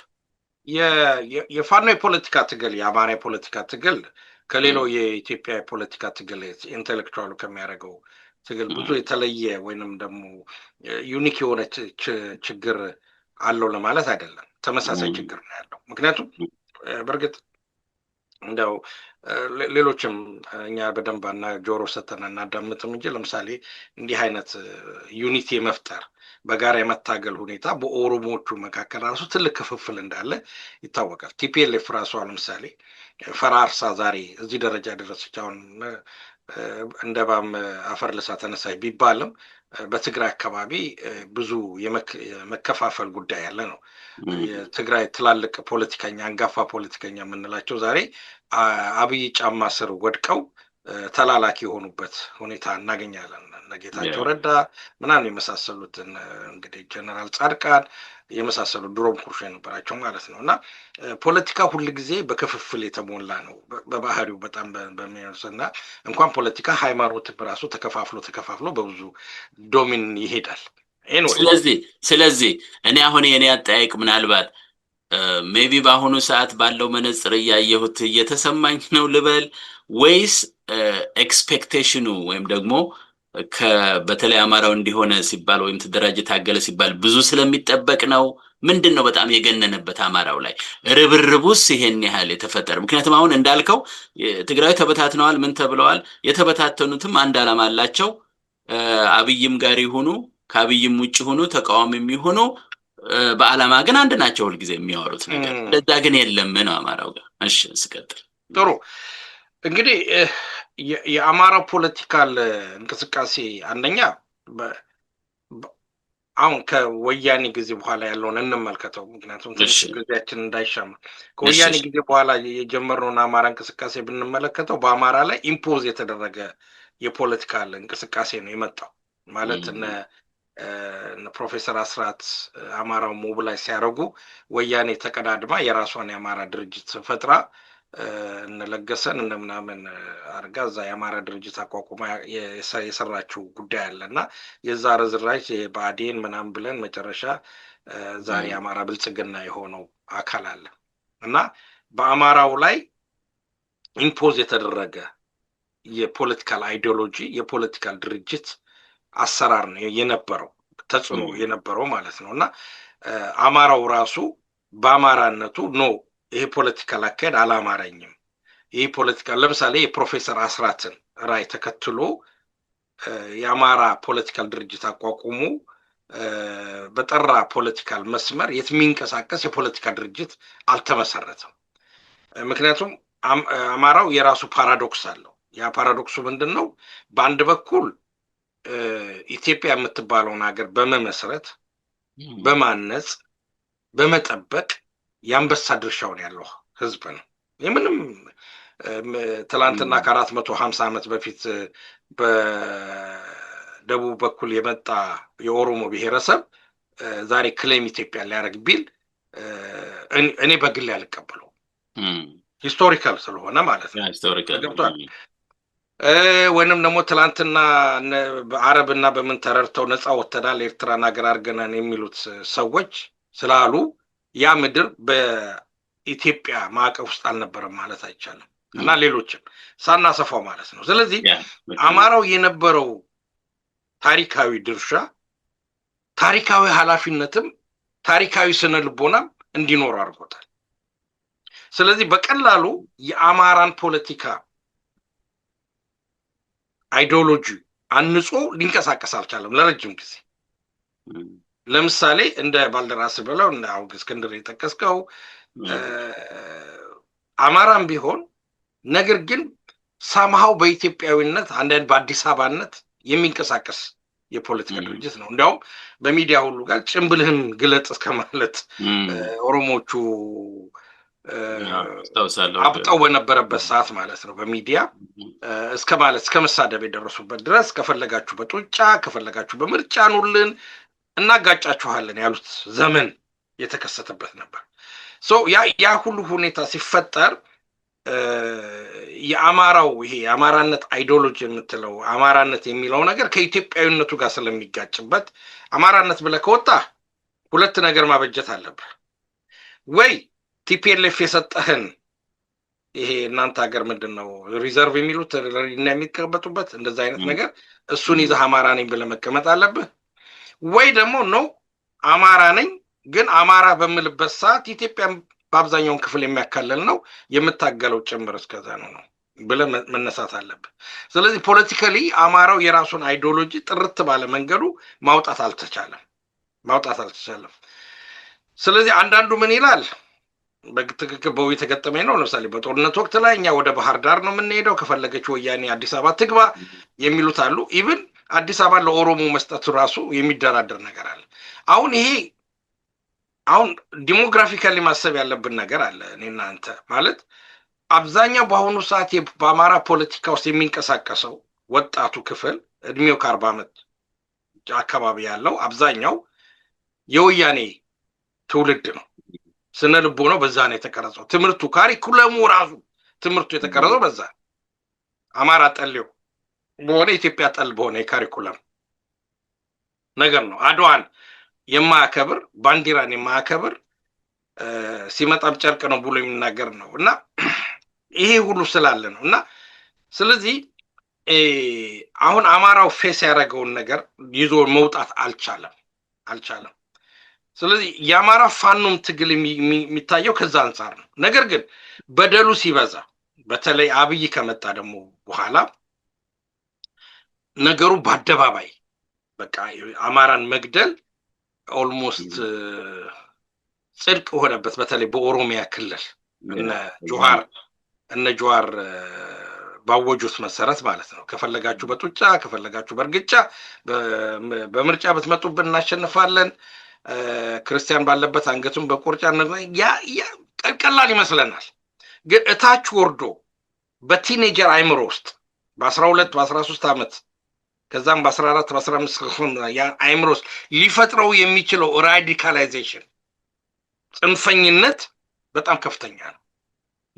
ስለዚህ አማራን መግደል፣ ቤተክርስቲያን ማቃጠል፣ ኦርቶዶክስን ማሳደድ ዋና ስራቸው ሆነ። አሁን የዛን ጊዜ ነው እንግዲህ አማራው ሆ ብሎ መነሳት የጀመረው። በተለይ ደግሞ እንደገና ለምሳሌ የነ ጀነራል አሳምነው መገደል፣ የአማራ አመራር ክልሎች መገደል፣ የአብይ ትቢታዊ አነጋገር ሆ ብሎ ደግፎ አብይ ሙሴያችን ነው አብይ አሻጋሪያችን ነው ብሎ የጨፈረው ጎንደሬና ጎጃሜውና ሸዋ ወሎ መልሶ አንገቱ ሲመታ የዛን ጊዜ አማራው በቃኝ ብሎ በየፊናው ወደ ጫካ የገባበት ሁኔታ አለ። ይህ የተበታተነ የፖለቲካል እንቅስቃሴ ወይም ወታደራዊ እንቅስቃሴ ነው ዛሬ ፋኖ ብለን የምንጠራው። አሁን በዚህ ሂደት ውስጥ የቲፒኤልኤፍ ጦርነት መምጣት አለ። አማራው ሞቢላይዝ አድርጎ ቲፒኤልኤፍን መዋጋት አለ። በዛ ውስጥ ደግሞ የጎራ መሰላለፍ የተፈጠረበት ጉዳይ የነበረበትና ማን ነው ስሙ ጠፋኝ፣ ገለውታል። ፋኖች ናቸው ገደሉት። ሸዋ ውስጥ የነበረ አንድ ሰው ጎን ለጎን እንደ ጅብ ስንሄድ ነው የኖር ነው ብሎ የተናገረው ሰውዬ ነበርና መጨረሻ ላይ ፋኖ እንደገና ለሁለት ተከፍሎ የመጣበት። ስለዚህ ፋኖ ራሱ ፒውር አይዲዮሎጂ ወይንም ጽንሰ ሀሳብ ይዞ የመጣ አይደለም። ያ ደግሞ የተንጸባረቀበት ምንድን ነው? መዳራሻችን አማራ፣ መነሻችን አማራ፣ መዳራሻችን አማራ፣ መነሻችን አማራ፣ መዳራሻችን ኢትዮጵያ የሚለው ስለ አይዲዮሎጂም የማትለው አይነት ነገር ላይ የተመሰረተ ነው። ስለዚህ ፋኖ ይሄንን ሳያስተካክል እንቅስቃሴ አለ። በዚህም በኩል ደግሞ ጠላቶቹ ደግሞ ያው እንደምናየው ከሰሜን ቲፒኤልኤፍ፣ ከደቡብ ደግሞ ሴንትራል ገቨርንመንቱ እንዲሁም ደግሞ የኦሮሞ እንቅስቃሴዎች ደግሞ በዚህ በተለይ በሸዋ አካባቢ እነ መከታው የወጡበት አካባቢ በሸዋ ሮቢት በምናምን በመሳሰሉት የተደረገው ጭፍጨፋ የተለያዩ ክስተቶች እንዲፈጠሩ ሆኗል። ለምሳሌ መከታው አንዱ የመጣው እና ወደ ፖለቲካ እና ወደ ፋኖነት የገባው በሸዋ አካባቢ የተፈጠረው በኦሮሞዎች የተፈጠረው ማነች? አጣዬ ነች። ማነች? አንድ ከተማ በተደጋጋሚ የተደበደበች አጣዬ ነች። የዛ አካባቢ እና የዛ አካባቢ ልጆች ናቸው እንግዲህ የሸዋ ፋኖ ምን ትላቸው እና ይፋትም አሉ ምናምን ነው። በዛ መንገድ ካየኸውማ አሁን እንደዛ ነው። እሺ በዛ አካባቢ ግን እያሱ እዚህ ላይ ቆይ ትንሽ እኔ ገባ ላድርግና እስኪ የራሴንም እንትን ልበል እዚህ ጋር የሆነ ነገር። ምክንያቱም አንዳንድ ጊዜ እኔ የሚሰማኝን እንደው ለመግለጽ ነው። ምክንያቱም አሁን የሚባሉት ነገሮች በፋኖ ዋናው የተነሳበት ጉዳይ ያው ይታወቅ ነበር፣ የህልውና ትግል እሱን አጠናክረው መሄድ ሲገባቸው ሌላ ነገር ውስጥ ገብተው ያው ዘብረቅረቅ እንዳለ ሁልጊዜ እንተቻለን። ትክክል ነው። ግን የጥላትም ነገር እዚህ ላይ መረሳት የሌለበት ነው ብዬ ነው። ምክንያቱም አንድ ነገር ሲፈጠር አሁን በተለይ ይሄ አማራ መድረሻችን መነሻችን የሚባል አማራ ወደ አማራ ኢትዮጵያ የሚባል ነገር ሆን ተብሎ በጣም አምፕሊፋይድ ተደርጎ የልዩነት መሰረት እንዲሆን የተፈለገ አይነት ነገር ነው የተፈጠረው። ምክንያቱም እሱ አለ ትዝ ይልህ እንደሆነ የምርጫ ነገር በውስጣቸው አለ። እነዚህ በሙሉ በጣም ነው እኔ አልሆኑም ለማለት ሳይሆን ውስጣቸው አለ ያ ችግር። ግን ያንን በጣም ከመጠን በላይ ተለጥጦ ራሱ እንግዲህ ምናልባት አይደለም የትርክት ጠለፋ ካልከው ማለት ነው እና የስነ ልቦና ጦርነትም ለኔ ይገባኝ። ስለዚህ ስለ ልቦናህ ወደ አደገ ነገር እንዳይሄድ ዝቅ ብለህ እንድታይ ከዛ በኋላ የምትከራከረው ያው አንዳንዴ እናነሳዋለን በፎቶ ነው የሚሆነው። የእስክንድር ፎቶ፣ የዘመነ ፎቶ፣ የከሌ ፎቶ እየተባለ ማለት ነው እና አሁን ይሄ ዞሮ ዞሮ መግቢያው ምንድነው? ዞሮ ማጠቃለያው የሚፈለገው ኦብጀክቲቭ ምንድነው ሲባል ከተቃዋሚም ኃይል ይሆን ከመንግስትም ይሆን ይሄን ነገር ባለማወቅ የሚያደርግ ቢኖርም በማወቅ ግን ሆን ብሎ አልቲሜት ጎሉ የአማራውን ትግል የማዳከም ዘዴም አድርጌ ነው የማየው አንዳንድ ጊዜ። ምክንያቱም አሁንም ለዚህ ነው አሁን የእንትና ነገር እንዲህ ደግሞ ሲፈጠር አሁን ደግሞ ሌላ መከራከሪያ ሊመጣልን ነው ብዬ ቅድም ጠቀስ ያደረኩትም ለዚህ ነው፣ ወደጄ አይደለም። ስለዚህ በየጊዜው የሚፈጠሩ ነገሮች አሉ። ከዚህ በፊት እንዳልነው አፋብን ከተመሰረተ በኋላ አስፈላጊ ሲሆን አመራሮቹ ነው እንግዲህ ወይ ቶሎ ወጥተው አንድ ነገር ያለውን ነገር አያሳውቁም። አየህ እሱ አሁን ችግር አለ ገረን ነገርና በየጊዜው የሚመጣው ነገር እኛንም ከልብ እንደግፋለን ብለን የምናስበውን ሌሎቹም ተንኮለኞቹ ተደበላልቆ ያው በተደጋጋሚ ገለጽ ነው ይሄን ነገር በጫጫታው ውስጥ እንዋጥና በቃ ቁም ነገሩን ሳናየው ነገሩ ለሌላ ችግር ይዳረጋል ነው። እንደው እንዳላቋርጥ ብያው አቋረጥኩ። ግን የምችለውን ጥሩ ነጥብ ነው ያነሳው። ምክንያቱም አሁን ወደ መጨረሻው አካባቢ ሊወስድ ችግሮች ምናምን ቅድም ብላ ያነሳው። ምክንያቱም ፋኖ በእንደዛ አይነት ከተፈጠረ በኋላ አንድ መርሳት የሌለብንና ፖለቲካሊም ደግሞ ሪኮግናይዝ ወይም አድሚት እውቅና ስተን ማለፍ ያለብን ምንድን ነው በፋኖ ውስጥም ቢሆን በአካባቢ ደረጃ የፖለቲካ የበላይነት የመያዝ አዝማሚያ አለ። ታስታውስ እንደሆነ መጀመሪያ ውህድ እናደርጋለን ብለው ሲሰባሰቡ በሊቀመንበርነት እገሌ ይመረጣል በሚል ነው ተጣልተው የወጡት ዘመነና እስክንድር።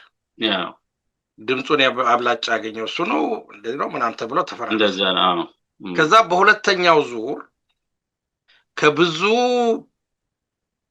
ኔጎሽዬሽን በኋላ ድርድር በኋላ በእነ አምባሳደር ማን ነው በኩል የተደረገው እነሱም ሪኮግናይዝ በይፋ የተደረገው በእነ ሻለቃ ዳዊት በምናምን በኩል ሽማግሌዎች ተብለው ተሰባስበው መሐከላዊ ስምምነት ላይ ደርሰናል ብለው አዲስ አወቃቀር ፈጠሩና ያ አፋብን ተወለደ ማለት ነው። አሁን በዛ ጊዜ አይ ቲንክ በወቅቱ ላይ ጽሁፍም አርቲክልም ጽፌበት ነበር። ምክንያቱም ስጋት ነበረኝ በግሌ ማለት ነው። ወደኋላ ሄዶ ማየት ይቻላል አርቲክሉ። ምክንያቱም እንግዲህ አሁን እኛ ስለምንም ብንሆን ስለ ባህላችንም ስላለ የፖለቲካ ዲፍረንስን ልዩነትን በትክክል አውጥተ አላማ ላይ ተመስርተ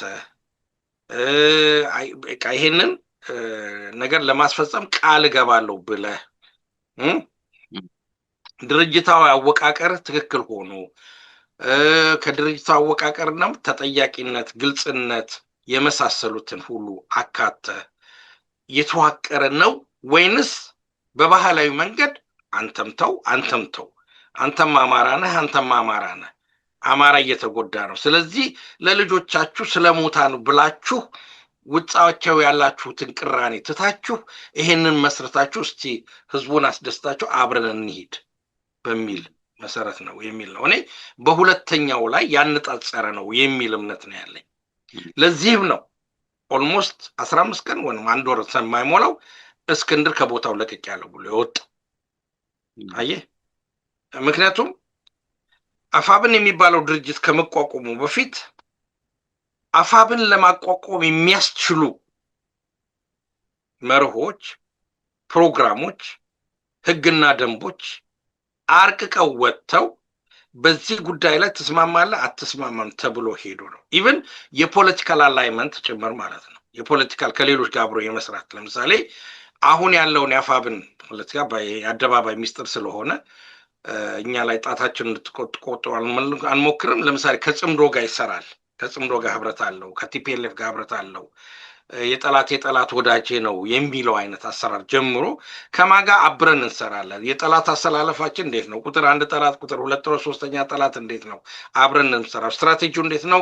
ታክቲኩ እንዴት ነው የሚለው በጋራ ተስማምተን ተማክረው ምን ያሉት አይሸትም እንደሚባለው በዛ መሄድ የሚገባውን ስትራክቸር ከመስራት ይልቅ ሳይሆን ቀርቶ ዛሬ ስማቸው በተለያየ ምክንያት የሚጠራው ሰዎች ዲፌክት አድርገው ሁሉ ወደ አብይ እንዲገቡ የሆነበት ሁኔታ ነው። ስለዚህ የአፋብን አመሰራረት ራሱ ጥረት ያደረጉትን ሰዎች ምስጋናና ክብር እየሰጠሁኝ ችግር የነበረበት ነው። ያ ችግር ነው፣ ያ ቁስል ነው ዛሬ አመርቅዞ ዛሬ የእስክንድርን ይሄ አዲስ አበባ ምናምን የፈጠረው ማለት ነው። የጊዜ ጉዳይ ነው እንጂ እስክንድር የሆነ ነገር ሊለኩስ እንደሚችል የታወቀ ነው። ስለዚህ አሁን ይኸውልህ አሁን እዚህ ላይ ይኸውልህ አሁን ይሄ ነው እኮ ወደ ሌላ ነገር ያስገባናል ይሄ። ምክንያቱም አፋብን ከነድክመቱ ከተመሰረተ በኋላ ይሄ ሰውዬ እስክንድር በዛ ውስጥ እስካለበት ጊዜ ድረስ ለቅቅ ያለው አለቀኩም የሚባል ታሪክ መጀመሪያውን ነገር እኔ ተገቢም አይመስለኝ እምልህ ለአማራው እስከሆነ ጊዜ ድረስ። ሁለተኛ ነገር ደግሞ ያው ያዳክመዋል። ስተትም ይሁንም አይሆንም ይሄ ጥሎት ሄደው እንኳን ስተት ቢሆንም በውስጡ ሆኖ ማረም ይሻል ነበር። ወጥቶ እንግዲህ ያከራክራል ማለት ነው። እና አሁን ምን መሰል እኔ ዞሮ ይሄን ያነሳሁት ምንድነው ሄደ ወደ እንትን አየህ ሁል ጊዜ እንዴት ነው የሚያበላሸውን እኔ በውስጣቸው እንትን ለማለት ሳይሆን እንደው በሌላ ምሳሌ እናድርገውና ሁል ጊዜ የሚያበላሽ ካለ የማያበላሽ አንድ ቀን ያበላሽ ጊዜ ያው የእናትም ጉዳይ የሚነሳ ነገር አለ። እዛ ጋር እንኳን በትክክል እንኳን ባይሄድ ምን ለማለት የፈለኩት ምንድነው የአፋብን ስህተት እንዳለ ነው። ግን ታሪካዊ ማመጣጡን ካየኸውም የእስክንድር ደግሞ ያው የምናውቀው ነገር ነው። ብዙ ነገሮች አሉ የከዱት በሙሉ ሁሉ ከዛኛው የተቀላቀሉት ናቸው። ወደ ኋላ እንመለስም ብለን ነው እንጂ። ስለዚህ ምንድነው እኔ የምለው በአጠቃላይ አሁን እኔ በይበልጥ ማተኩረው የአፋብን ሁሉ አሁን መበታተን ላይ የደረሰው እኔ እውነት ለመናገር ልክ ይሄ በታሪካዊ አመጣጥ ከውጭ የመጣው የውጭ አጀንዳ ነው እንደምለው ሁሉ እኛም አንዳንድ ጊዜ እንደምንጠቅሰው አንተም በተደጋጋሚ ጠቅሰዋል። ይሄ ከርዝራዡ ከብአዴኑ ከምኑ የመጣ አይነት አጀንዳ ይመስለኛል በውስጣቸውም እንዲህ አይነት ችግር የፈጠረው እንጂ አሁን ለመናገር እኔ አንዳንዴ ሳስበው የክፍለ ሀገር እንኳን ክፍፍል ራሱ ከዛኛው ከውጩ መጥቶ ከመጣው ጋር ሲነጻጸር በአንጻራዊነት መጥፎ አይደለም ለማለት አይደለም፣ መጥፎ ነው። ግን በአንጻራዊነት ግን የውስጡ እስካሁን የሆነ መንገድ ያገኝ ነበር። ግን ሁልጊዜ አሉ ከውጭ አንተም ሸር ያደረከኝ ያለ በኋላ ዲስክሎዝ እናደርጋለን ሌላ ነው ብለን ነው እንጂ አሉ ተወካዮች በየቦታው አይደለም። ስለዚህ እነሱ የፈጠሩት ችግር ነው። እና እንግዲህ ወደዚህ እንሂድ ያሱ እንዳልከው ለሰዓታችንም አሁን ይሄን ሁሉ አየን አይደለም። ይሄን ሁሉ አይተን ያው መቼም ፋኖን ታፍላቭ ተስፋዬ እንደሚለው ታፍላቭ እየሰጠን የክሪቲሳይዝ እያደረግን መደገፋችን እንቀጥላለን። ግን እንደ ምክር አሁን ዛሬ የተነሳንበት የፖለቲካ ድርጅቶች ናቸውና በአብዛኛው እነሱ ብዙ የፈየዱት ነገር ስለሌለ ለስልጣናቸው ስለሆነ የተባለ ነገር በሙሉ ጠቃቅሰነዋል። መንገዳቸው ምናቸው አሁን ከማጠቃለላችን በፊት መጀመሪያ አለ ምን ይደረግ የሚለው አለ። ግን ከዛ በፊት ያለ አንድ ጥያቄ አለኝ። ይሄ ቅድም ስነሳ ባህላዊ ድርጅት ያልኩት ወይም የተለመደው አይነት ድርጅቶች አማራጭ ለምሳሌ እንደ ህዝባዊ ንቅናቄ አይነት ነገር ከዛ አንፃር እንዴት ይታያል የሚለውን ጥያቄ ላቅርብልህ። ባህላዊ የፖለቲካ ድርጅቶች በቀላሉ በገንዘብ በስልጣን ወይም በውስጥ ሰርጎ ገቦች ሊፈርሱ ወይም ሊጠለፉ ይችላሉ። ከዚህ አንፃር ከባህላዊ ድርጅት ውጭ ያሉ እንደ ህዝባዊ ንቅናቄ የሲቪክ ማህበራትና የባህል ወይም ሃይማኖት መዋቅሮችን የተጠቀሙ የትግል አማራጮች ለኢትዮጵያና ለአማራው ትግል ምን ፋይዳ አላቸው ነው የኔ ጥያቄ። እሺ እንግዲህ እኔ አንድ መልስ ያጣሁበት ጉዳይ አለ በግሌ ማለት አውጥቼ አውርጄ እንግዲህ ከእውቀትም ማነስ ወይም ደግሞ ከኢንፎርሜሽን ማነስም ሊሆን ይችላል መልስ ያላገኘሁት ነገር አለ። እንግዲህ በፖለቲካ ዓለም ውስጥ ስንመለከት በየትኛውም ሀገር ፖለቲካ ስንመለከት ምን ሌፍት ኤንድ ራይት ብትመለከተው ኦርጋናይዝድ የሆነ የፖለቲካል ድርጅት ነው ወደ ስልጣን የሚወጣው። ኦርጋናይዝ ያልሆነ የፖለቲካል ድርጅት ወደ ስልጣን አይወጣም። ለምሳሌ በጣም ሊበራል የሆነ ሀገር ብንትመለከት እንደ ለንደን እንውሰድ፣ እናንተም ሀገር እንውሰድ።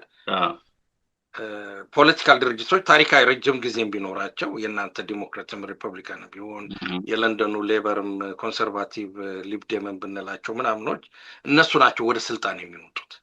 እነሱ ደግሞ ፎርማል የሆነ የፖለቲካል ስትራክቸር አላቸው እስከዛሬ ድረስ ማለት ነው። በኢትዮጵያ ውስጥም ስንመለከተው ወደ ስልጣን የሚወጡት ድርጅቶች ወይ የመጡት ድርጅቶች በሞላ ጎደል በተለይ ከደርግ ጊዜ ጀምሮ እንደምንመለከተው ደርግ ፖለቲካል ፓርቲ ባይሆንም የተደራጀ መዋቅር ያለው የማዘዝና የመታዘዝ ተቋም የነበረው ወታደራዊ ነው የያዘው።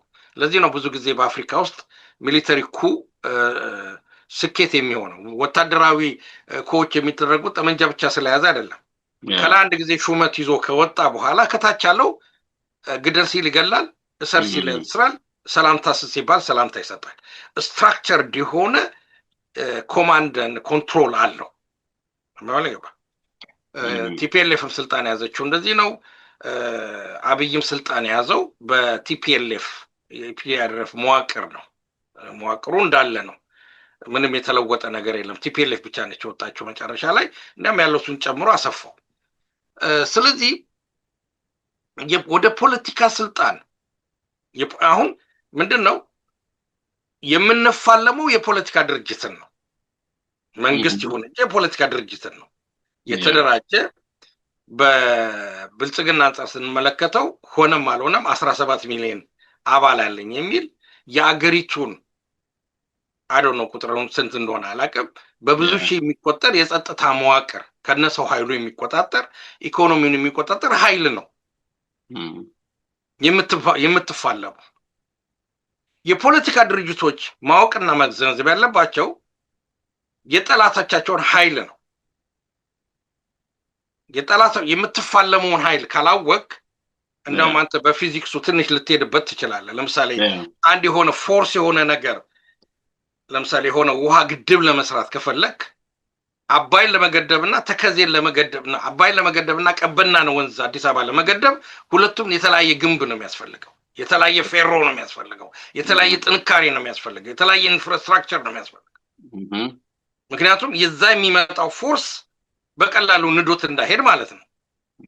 ስለዚህ አብይን የምንታገል ከሆነ ልንታገል የምንችለው በተመሳሳይ ኃይል ነው።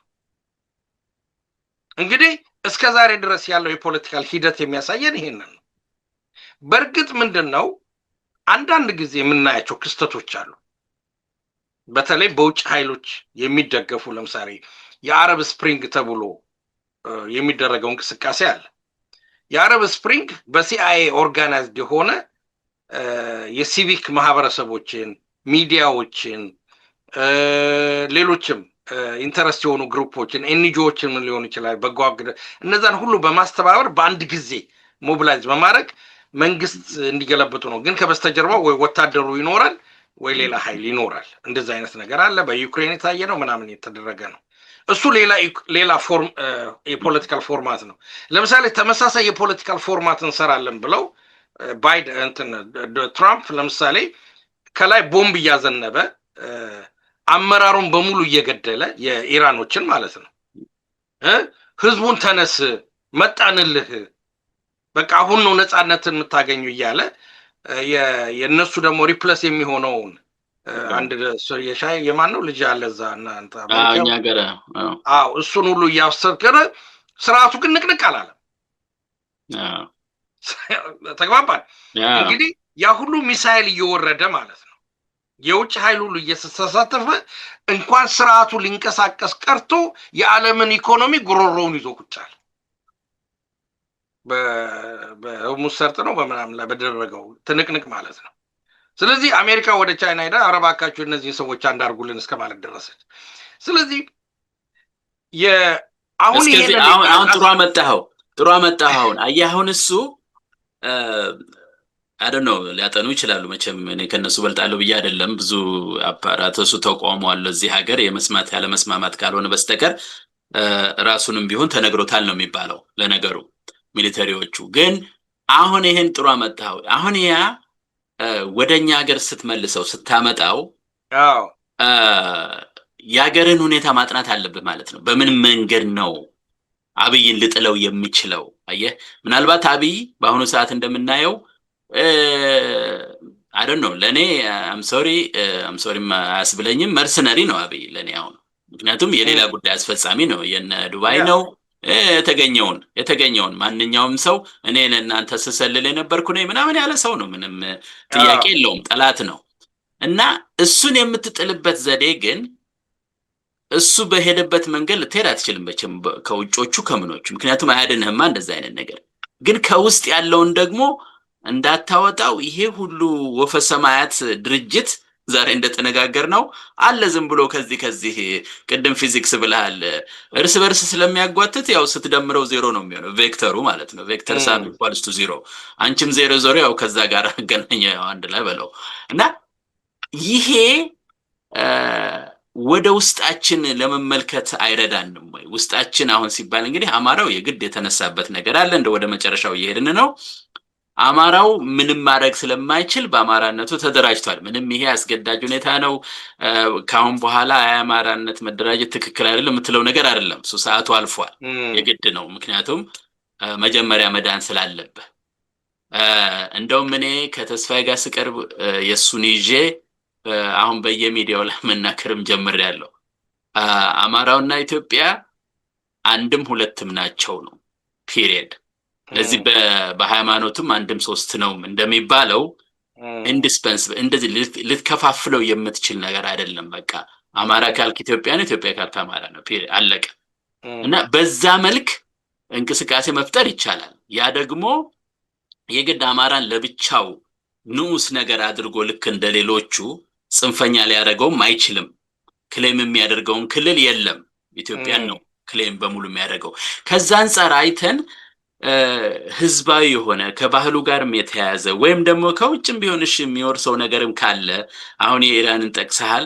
ቢያንስ የሌላውን አይዲዮሎጂያቸውን ትተን ቢያንስ ግን ነባር የነበረች አገር ነች መቼ ያ ነባርነቷም ያገዛት ነው የሚመስለኝ ያው ተንታኞቹ እንደሚሉት። ከዛ አንፃር የኛስ ሀገር እንደው የምትድንበት መንገድ አለ ወይ በሚለው እስቲ ወደዛ እንቀጥል። ካነሳው ነጥብ ነው። ምክንያቱም አንደኛ እሱ ነው። አሁን ለምሳሌ እነዚህ ማህበራዊ መሰረቶች ሆኑ አሉ። ማህበራዊ መሰረቶች የፖለቲካል ግብዓት ሊሆኑ ይችላሉ። ህብረተሰብን ሞቢላይዝ ለማድረግ ይችላሉ። ከዚህ ቀደም ብዙ ጊዜ ጥቆም ያለው የአማራ ፖለቲካ መንቀሳቀስ ካለበት በማርያም ጽዋና በጊዮርጊስ ሚካኤል ሁሉ መደራጀት አለበት። ትክክል ነው።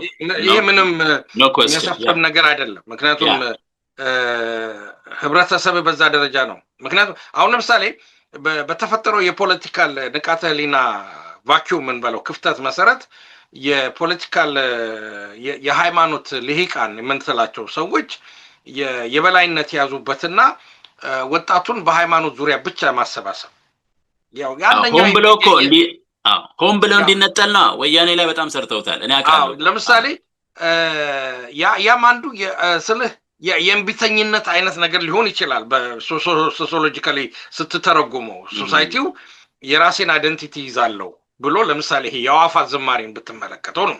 የአዋፋት ዝማሬ በሚገርምም ሁኔታ ኦልሞስት ከህፃን ጀምሮ እድሜው መካከለኛ እድሜ አለው ከምትለው አብዛኛው የኢትዮጵያ ህዝብ በተለይ ሴቶቹን ወንዶቹን በጣም ያሳተፈና አገር ጉድ ያስበለ ሙቭመንት ነው።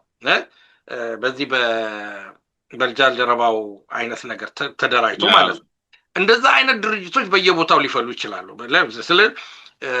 ለምሳሌ የፖለቲካል እስላም የሆነው ክፍል በኢትዮጵያ ውስጥ ወጣቱን በዚህ በእስልምና አይነት መዋቅር ውስጥ እያስገባ እነሱ ለፖለቲካም ይጠቀሙበታል። ፎር ዳት ማተር አንድ እርምጃ ይሄዳሉ። የክርስቲያኑ ግን በተለይ ኦርቶዶክሱ ወደ ፖለቲካል የመሄድ ሁኔታ የለውም። ሬዚስታንስ ብቻ ነው። ራሴን ልጠብቅ አይነት ነገር ነው። ኦርቶዶክስን ልጠብቅ፣ እምነቴን ልጠብቅ። ለምሳሌ አሁን በቀደም ልደታ ማርያም ስትከበር ነበርና እስከዛሬ ድረስ አላውቅም ነበር። አንዳንድ ጊዜ ሃይማኖት ባይተዋር ትሆናለና ልደታ ማርያም ሲከበር እኔ ምንም እንደሆነም አላውቅም ነበርና ለካ ልደቷ ነው ቴክኒካሊ እና በቴሌቪዥን ከአዲስ አበባ የሚተላለፈውን ስመለከት ነበረ አንድ ቦታ ቁጭ ብዬ ኦልሞስት ከልደታ ማርያም አንስተ እስከ ሜክሲኮ አደባባይ ድረስ ሰው ግጥም ብሏል።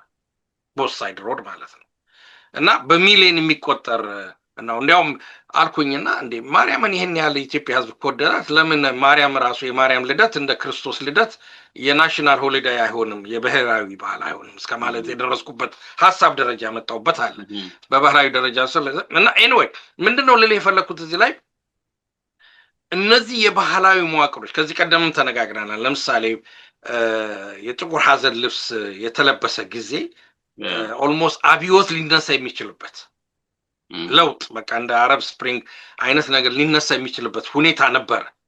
ትንሽ ጃስ ቢባል ማለት ነው። ያ ሁሉ ህዝብ ወደ ቤተመንግስት ማርች ቢያደርግ ኖሮ ሊድ የሚያደርገው ሰው ቢኖር ኖሮ ወደ ቀራኒዮ የሚጓዝ ሰው ቢኖር ኖሮ መስቀሉን ተሸክሞ አብይን ገርስሶ የሚጥል ኃይል ነበር አዲስ አበባ ላይ ብቻ። ይሄንን ኃይል ወደ ፖለቲካል ኃይል የመለወጥ ስራ የፖለቲካል ኤሊቱ ስራ ነው። በርግጥ በገሃድ መሆን የለበትም፣ በህቡ ነው የሚንቀሳቀሰው። አሁን ይሄ እንቅስቃሴ የፖለቲካል ኤሌመንት የለውም አንልም፣ ሴንቲሜንት የለውም ማለት አይደለም። ማለት ሬዚስታንስ ነው። በቃ በቃኝ አልፈልግም ሃይማኖቴን እጠብቃለሁ ብሎ በሃይማኖት በኩል ሬዚስት እያደረገ ነው። በሃይማኖት በኩል ግን ያንን የሃይማኖት ኃይል ወደ ፖለቲካል ኃይል የመለወጥ ጋልቫናይዝ የማድረግ ሁኔታ የፖለቲካው ኤሊቱ ጉዳይ ነው። ግን ቅድም እንደተነጋገርነው የፖለቲካው ኤሊቱ ደግሞ ፍራግመንትድ የተበታተነ ነው። አው የተበታተነ ነው። እንደገና ደግሞ በዚሁ ከ66ቱ አብዮት ጀምሮ ያው በዛ የተጠመቀ ስለሆነ እንደ ሃይማኖት የያዘው እስካሁን ድረስ አለ። ያንን እያነበነው የሚቀመጡ ባለፈውም ተነጋግረናልና ባይ ዘ ዌይ ሌላውም በዚህ አጋጣሚ የኦርቶዶክስ ተዋህዶ ቤተክርስቲያን እምነት ተከታዮች የሆነን በሙሉ ይሄን ነገር መገንዘብ አለብን እላለሁ። ምክንያቱም አሁን በቅርብ አይታችሁት ከሆነ ትላንትም ስብሰባ አድርገዋል። አንዳንድ ቦታ ለማየት እንሞክራለን። ግን አለ የተወሰነ ነገር የተጀመረ እዚህ ከውጭ ማለት ነው። ግን ውስጡ ያለው ሰው የቤተክርስቲያኑ ተከታይ የሆነ ሰው ወደኋላ መሸሽ የለበትም። ምክንያቱም እነ ዳንኤል ክብረት ምን ብለው እንደመጡ አደኑ አይተው ሊሆን ይችላል ዜናውን።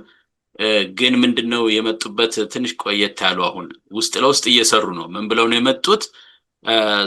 ምንድነው ማህበራዊ ይሄ ምንድነው የሚባለው ማህበራዊ ሚዲያውን ለበጎ ማህበራዊ ሚዲያውን ለበጎ ብሎ አሉ። እያንዳንዱን ቄስ ምናምን ወዲያ ወዲህ እየፈለገ የሆነ ነገር ጀምሯል አሉ። ስለዚህ they know ያ ከባድ እንቅስቃሴ ሊፈጥርባቸው እንደሚችል እና they are trying to be ahead of the game አለ አይደለም፣ እየሞከሩ ነው። ግን ሌላውም ግን እንደዚህ ማፈር ወይም መሆን የለበትም። በቃ እምነቱ ነው፣ እምነቱን ይዞ ግን እነዚህን ሰዎች መታገል አለባቸው። እኔ እንደዛ ነው የማምነው ለመናገር። እና ይሄ ደግሞ ምንም ከወያኔ ወዲህ የመጣ ነገር ነው። ይሄ ዝም ብለህ አንገትህን ሰብረህ ነጠላ ዝም ብለህ የተሸፋፈነ ይሄ ዝም ብሎ ትርፍ የመጣ እና ሆን ብሎ የሰውን ስነ ልቦና ጫና ፈጥሮ በቃ ኃይል የሌለው ደካማ እንዲሆን ያደረጉት ስልት ስለሆነ ሰው መገንዘብ አለበት እላለሁ። እንደው በዚህ አጋጣሚ ይሄን ለመናገር ነው እያሱ። ትክክል ነው። ምክንያቱም ይሄኛው ከፖለቲካል የማስተማር ሂደት የሚመጣ ነው ውጤቱ እንደዚህ አይነት ነገሮች። ምክንያቱም ወጣቱን ቅድም እንዳልኩ ከወያኔ ጊዜ ጀምሮ በፖለቲካ በትምህርት ደረጃ በታሪክ ደረጃ የተሰለበ ነው። የታሪክ ትምህርት የታሪክ ዲፓርትመንት የተዘጋበት በ7ኛ 8ኛ እስከ 12 ያሉ ጽሁፎች ራሱ የውሸት ትርክት የተሞላበት ያኖሌ ሐውልት የታነጸበት የመሳሰሉበት ነገር ነው እና የአማራ ኮር የሆነ የኢትዮጵያ ኮር የሆኑ ታሪኮችን እንዲሸሹ ወይንም እንዳይኖሩ የተደረጉበት አይነት ነገር ነው እና ይሄንን ነገር ለመለወጥ ግን የእሊቱ አብሮ እንደገና መተማመን ይሄ ትረስት የሚለው ነገር አንድ እዛ ላይ ከዚህ ከላኩልህ አንድ ፒክቸር ላይ የትረስት ጉዳይ የሚያነሳ አለ። የፖለቲካል ትረስቱ ተፈራርሷል። አየህ፣ ምክንያቱም ገዳይና አስገዳይ ነው አብሮ ያለው። አሜሪካ ውስጥ በተመለከተው እሱን ነው። ለምሳሌ አሁን ወንድማችን ገዱ አለ። ለምሳሌ ባዴን ከወያኔ ጋር አብሮ ይሰራ የነበረ ከአብይ ጋር አብሮ ይሰራ የነበረ ነው። አሁን ይሄንን ሰው አንስተህ የፖለቲካል ሊደር አርግ ብትለው ይሄንን ሰው እንዴት አርገህ ነው ትረስት የምታደርገው? ያለመተማመን ባህል ማፍረስ መቻል አለብን። እኔም ደግሞ በተግባር ማሳየት አለባቸው እነዚህ ሰዎች ማለት ነው። ይሄን ነው የምትለኝ አይደለም? አዎ ይሄንን ነው ትረስት የምልህ። አዎ አየሰው ይሄ የተፈጠረው ቅድም ያልነው ትራማ የምንለው የፖለቲካል ትራማ ገዳይና አስገዳይ አሳዳጅና ተሳዳጅ የሚል ነው። አሁን ለምሳሌ አሁን የአማራውን ፖለቲካ ብትመለከተው እኛም ሪዘርቬሽን ያለን እንዴት አድርገህ ነው ቲፒኤልኤፍ ልታምነው የምትችለው? እንዴት አድርገህ ነው ኦነግንና የኦሮሞንም ደግሞ እነ ስቄል ጋቢሳንና እነ ማን ነው እነ ጀዋር መሐመድ ልታምነን የምትችለው? እነሱስ እኛን እንዴት ነው ሊያምኑን የምንችለው? ይሄንን አገራችንን መልሶ ከማቆም አንጻር በዚህ በመካከል የተፈጠረው ለ50 ዓመት የተፈጠረው ሚስትረስት ያለመተማመን የእርስ በርስ መገዳደል የእርስ በርስ መሰዳደል ያንን ልናፈርስበት የምንችል ሜካኒዝም መኖር አለበት። በአማራው ደረጃ የአማራውን እንቅስቃሴ ያው ቅድም እንዳልኩ ይሄ ወጣቱን የማስተማር የማንቃት የማለት ሚስትረስ ያልኩት ለምንድን ነው የአማራው ወጣት ፖለቲከኛ በአሁኑ ሰዓት ሊደርሺፑን ላያምነው ይችላል።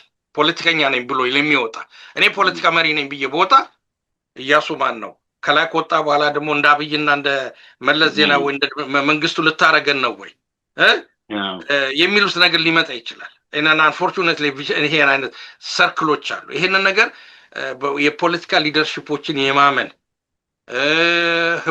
ህብረተሰቡን በመካተል ማድረግ የሌሎችን የፖለቲካ ድርጅቶችን ደግሞ የማመንና ያንን ትረስት ቢልድ የማድረግ ስራ መሰራት አለበት በኢትዮጵያ ውስጥ። ለምሳሌ የአማራው ፖለቲከኞች አሁን ለምሳሌ አንዳንድ ኢቨን በፋኖስ ደረጃ አንዱ ትልቁ የገጠማቸው ችግር የትረስት ፖለቲካ ነው። የትረስት ፖለቲካ ነው። ሊደርሺፕ ተብሎ የወጡ ሰዎች በሁሉ ዘንድ እኩል ተቀባይነት የላቸውም፣ እኩል አመኔታ የላቸውም። አየህ ዛሬ ለምሳሌ በአፋብና አካባቢ ተፈጠረ የተባለው ነገር የውስጣቸው ጉዳይ ነው። በዝርዝር አንሄድበትም። እርስ በርሳቸው በአመራር ደረጃ ያሉት እርስ በርሳቸው የሚሳደዱበት ሁኔታ ነው። ያንን ስትመለከተው ከታች ላለው ለሚከተል ሰው የእምነትን ማጣት ያስከትላል። ማጣት ያለና ይሄንን መለወጥ መቻል አለብንና ግራስሩቱን ቅድም እንዳልኩ ልንጠቀምበት ትችላለን። ትልቅ ግብአት ነው፣ ግን ከላይ ያለው የፖለቲካ ስራ መሰራት አለበት። በጣም ተገቢ ነው እያሱ፣ ትክክል ነው። በነገራችን ላይ አሁን የመተማመንን ነገር ያልከው እኔ በዚህኛው አልደግሞም፣ አድማጭ ተመልካቾቻችን ልታዩትም ትችላላችሁ።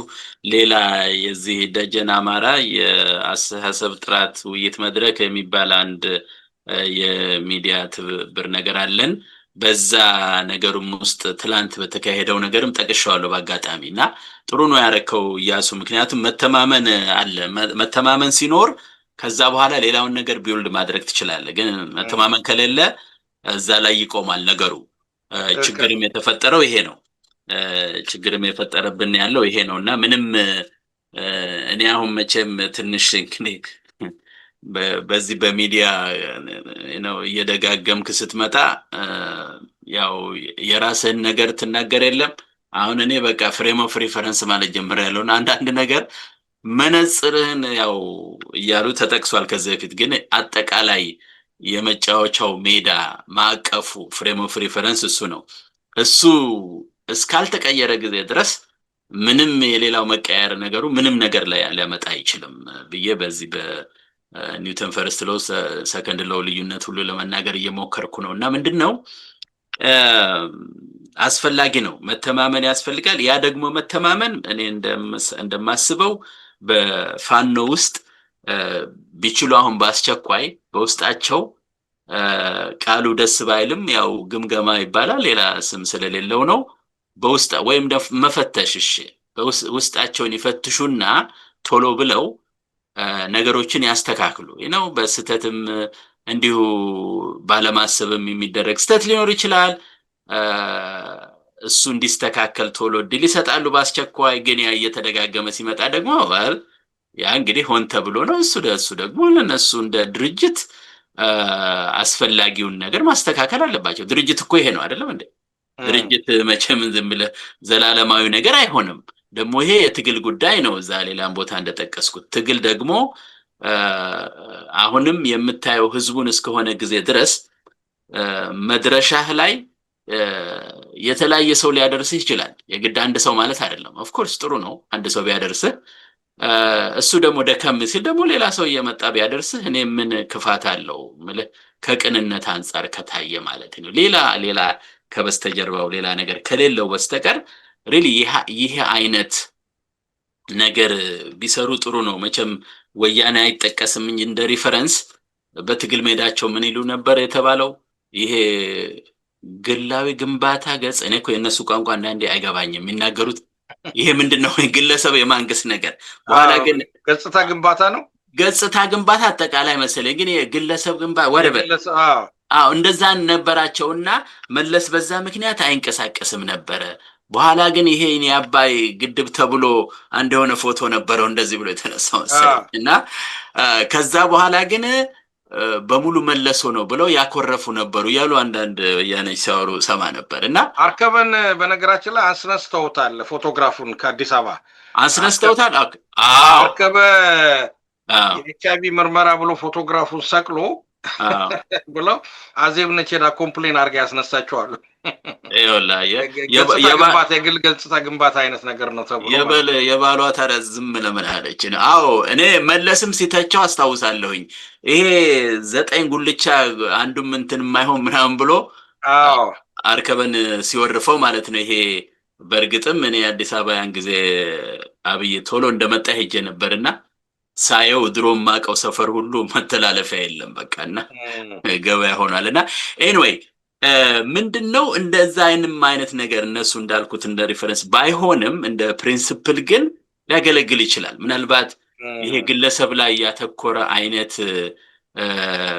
ነገር ይቀየራል፣ ወደ እንትን ይመጣል፣ ወደ ፍቅር ፍቅር ከልትነት ይለወጣል። ከልት እንሆንና በቃ ጀስት ታምነዋለህ ያ ሰው የፈለገውን ቢሆን እንዴ።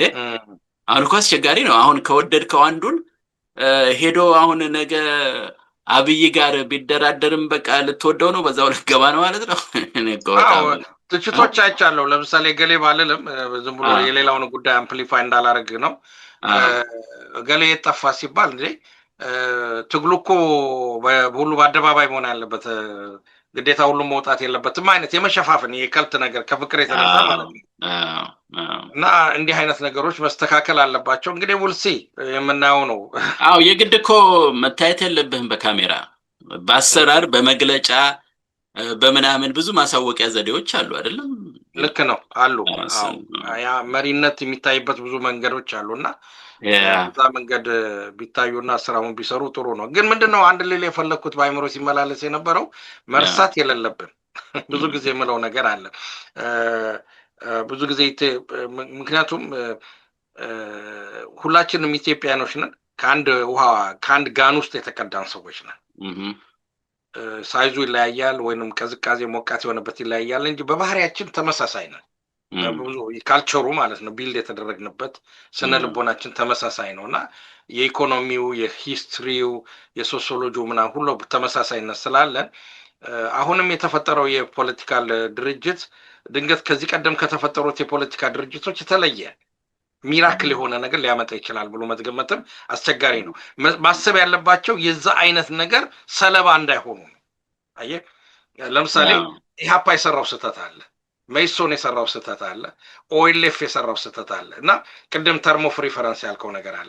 ከነዚህ ሁሉ ተምሮ እነዚህ ሰዎች የተሳሳቱ ስህተት እዚህ ላይ ነው፣ ስኬታቸው ደግሞ የመጣው በዚህ ምክንያት ነው ብሎ ገምግሞ ጥሩን መርጦ መጥፎውን ለይቶ ማወቅ አለበት። ያለበለዚያ ግን እንዲሁ በራስነት የመሄድ ጉዳይ ከሆነ ከባህሪ አንጻር፣ ከታሪክ አንጻር፣ ከትምህርት አንጻር፣ ከንባብ አንጻር ለምሳሌ ኢትዮጵያ ውስጥ በአማራ ክልል በአብዛኛው የኢትዮጵያ ውስጥ ክፍል ብትለው አማርኛ የሚያነበው ፍቅር እስከ መቃብርን ያላነበበ የለም።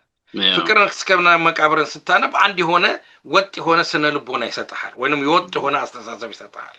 አየህ ስለዚህ ሁላችንም የሆነ ተመሳሳይ ትርክት ላይ የተመሰረትነን ባህሪያችንም በዛ ነው። ለምሳሌ ስለ ዲሞክራሲ ያለን አስተሳሰብ፣ ስለ መቻቻል ያለን አስተሳሰብ፣ ቅድም ያልከው ነገር ለምሳሌ ይሄ አንዳንድ ሰው በትግሉ ውስጥ የተወሰነ መንገድ ሊያደርስ ይችላል።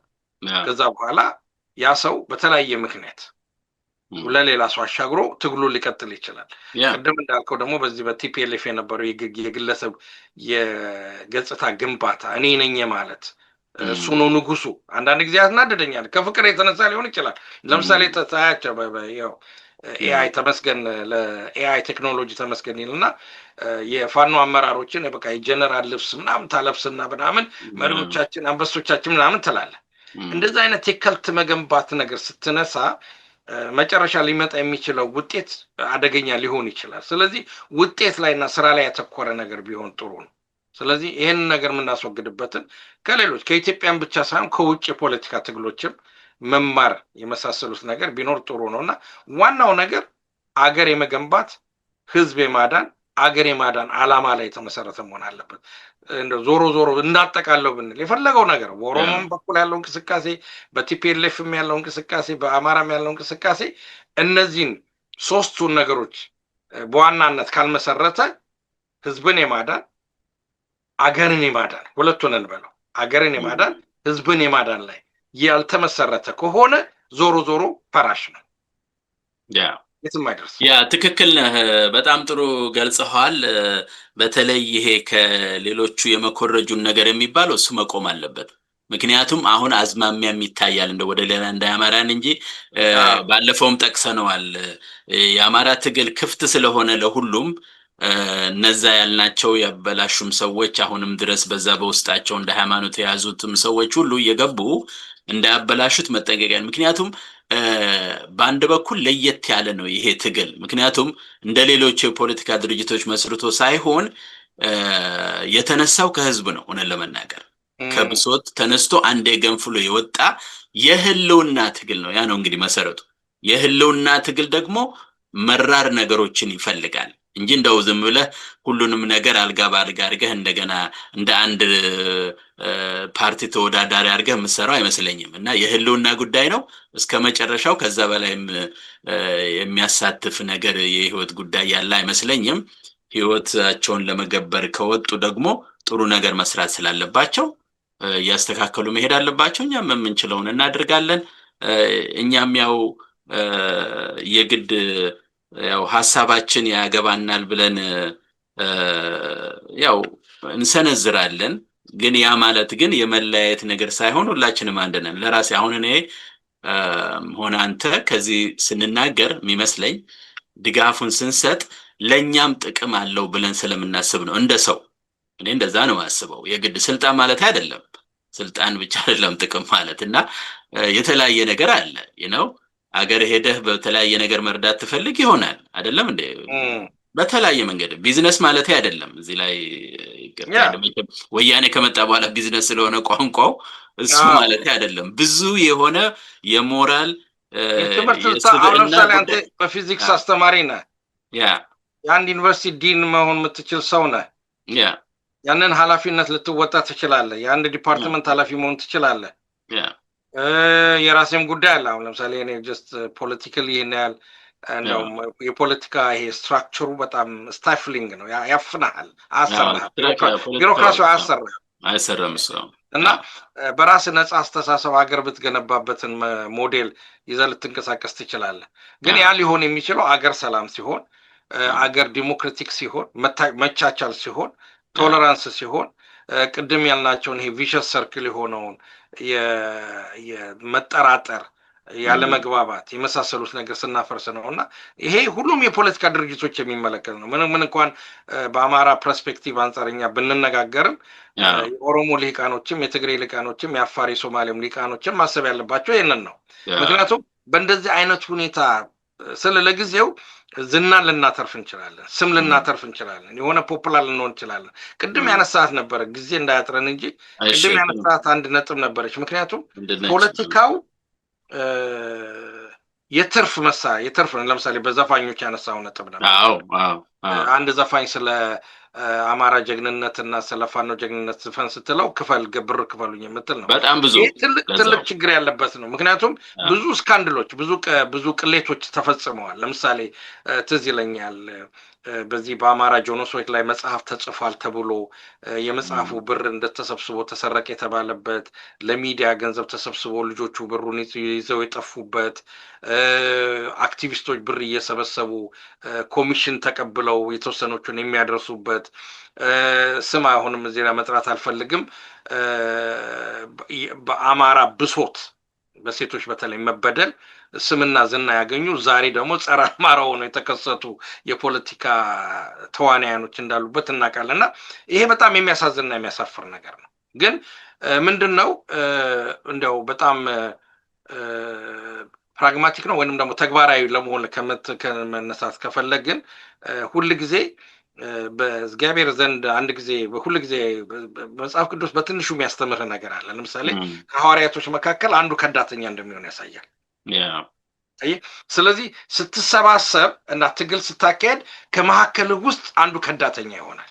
አንድ ሲልህ ግን መጽሐፍ ቅዱሱ ወይንም ሐዋርያ እንደ ምሳሌ ቢያስቀምጥልህ ከወዳቱ ግማሱ በንግድ የሚያተርፍ በዲናር ሸጠው እኮ ነው የሚለው አይደል እንዴ? ትልቅ ትምህርት ነው። ወጀስት አንዳንድ ጊዜ መጽሐፍ ቅዱስን የምወደው ለዛ ነው። በዲናር ሸጠው ሲልህ የ30 ዲናሩ ሲምቦሊክ ነው። አይ የአማራን ህዝብን በዲናር የሚሸጡ ሰዎች አሉ።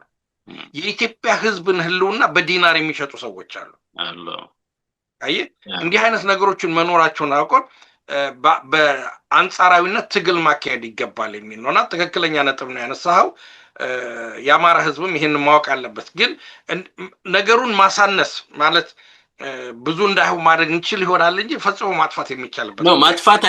ማጥፋት አይቻልም። እውነተኛና ደግሞ እውነተኛውን ከስተቱ ደግሞ ማወቅ የሚቻለው ደግሞ እንደዚህ ቅድም እንዳልከው መሰባሰብ ሲኖር፣ ድርጅት ሲኖር፣ ተጠያቂነት ሲኖር ምናምን ታውቀዋለህ የወጣውንም የገባውንም ለምን እንደሆነም እንዳልሆነም። አሁን ግን ምንም የለም። በቃ አሁን የምታውቀው ገንዘቡ ሄደ ሲባል ብቻ ነው። እና ወይ ደግሞ የሆነ ነገር ሆነ ሲባል ነው፣ ወይ ደግሞ ፋኖች ከዛ ይሄ ገንዘብ አልደረሰንም ሲሉ ነው የምሰማው። እና ይሄ ነገር መስተካከል የሚችለው በዚህ መንገድ ነው። ስለዚህ ለዚህ እንቅፋት የሆነ አስተሳሰብ ካለ እሱን ቶሎ ተሟግቶ በተለይ አማራው ከዚህ በላይ ጉዳይ ስለደርስበት ስለማይችል አሁንም ያው መቼም እንትን ሳይል ተስፋው መቁረጥ የለም። እስካለ ጊዜ ድረስ በተስፋ ስለምትኖር ሰብሰብ ብሎ ራሱን እንደ ታጋይ አንተ በፊትም ትላለህ ይሄን ነገር ወይ በሜምበርሺፕ ቢያደርጉትም ስትል ነበርና ከውጭም እንድንሳተፍ ብለሃል። ጥሩ ነው። እንደ ድርጅት እንደ ራስ ደግሞ እንደ አማራ ደግሞ ስታየው ደግሞ ያገባኛል ብሎ መታገል አስፈላጊ ነው። ቅድም የጠቃቀስናቸው ጉዳዮች ማለት ናቸው። ስለዚህ የሰው ልጅ በባህሪው ያው ምንም የሚያሳፍር ነገር የለውም። አዎ እፈልጋለሁ፣ ይሄን ማድረግ እፈልጋለሁ ለሀገሬ፣ ለዚህም እታገላለሁ ቢባል ምንም ጥፋት የለውም። ምክንያቱም አንዳንድ ጊዜ መሸማቀቆችንም መሸማቀቅ ይታያል አለ አይደለም? እኛ ደጋፊንን ነው እነሱን መንካት አያስፈልግም ወይ ደግሞ አይ ከሆናቸው ይውሰዱት፣ ካልሆናቸውም የራሳቸው ጉዳይ። እኔ እኮ እዚህ ደህና ሀገር ነው ያለው የሚባልም አባባል አለ እውነት ለመናገር እና ይሄ ሁሉ መሰበር ያለበት ይመስለኛል። እንግዲህ ብዙ ተነጋገርን። ወደ 1 ሰዓት ከ42 ደቂቃ ነው እያሱ። ምንም ችግር የለውም። ያው ትንሽ ስለቆየን ነው። እንግዲህ በተመሳሳይ ፕሮግራም ደግሞ በሚቀጥለው እንገናኛለን። እያሱ እንግዲህ ያው አመስጋኝና ተመስጋኝ የለውም። ያው እንግዲህ ይሄን ሚዲያ ይዘን እንጓዛለን። በተረፈ እንግዲህ ደህና ዋል። ታንኪዩ። ደህና ዋልልኝ። መልካም እሑድ። አሜን አሜን አሜን። አመሰግናለሁ። እሺ ጤና ይስጥልኝ አድማጭ ተመልካቾቻችን። ይሄ ነበር ዝግጅት። እንግዲህ በሚቀጥለው እስከምንገናኝ በድጋሚ ጤና ይስጥልኝ።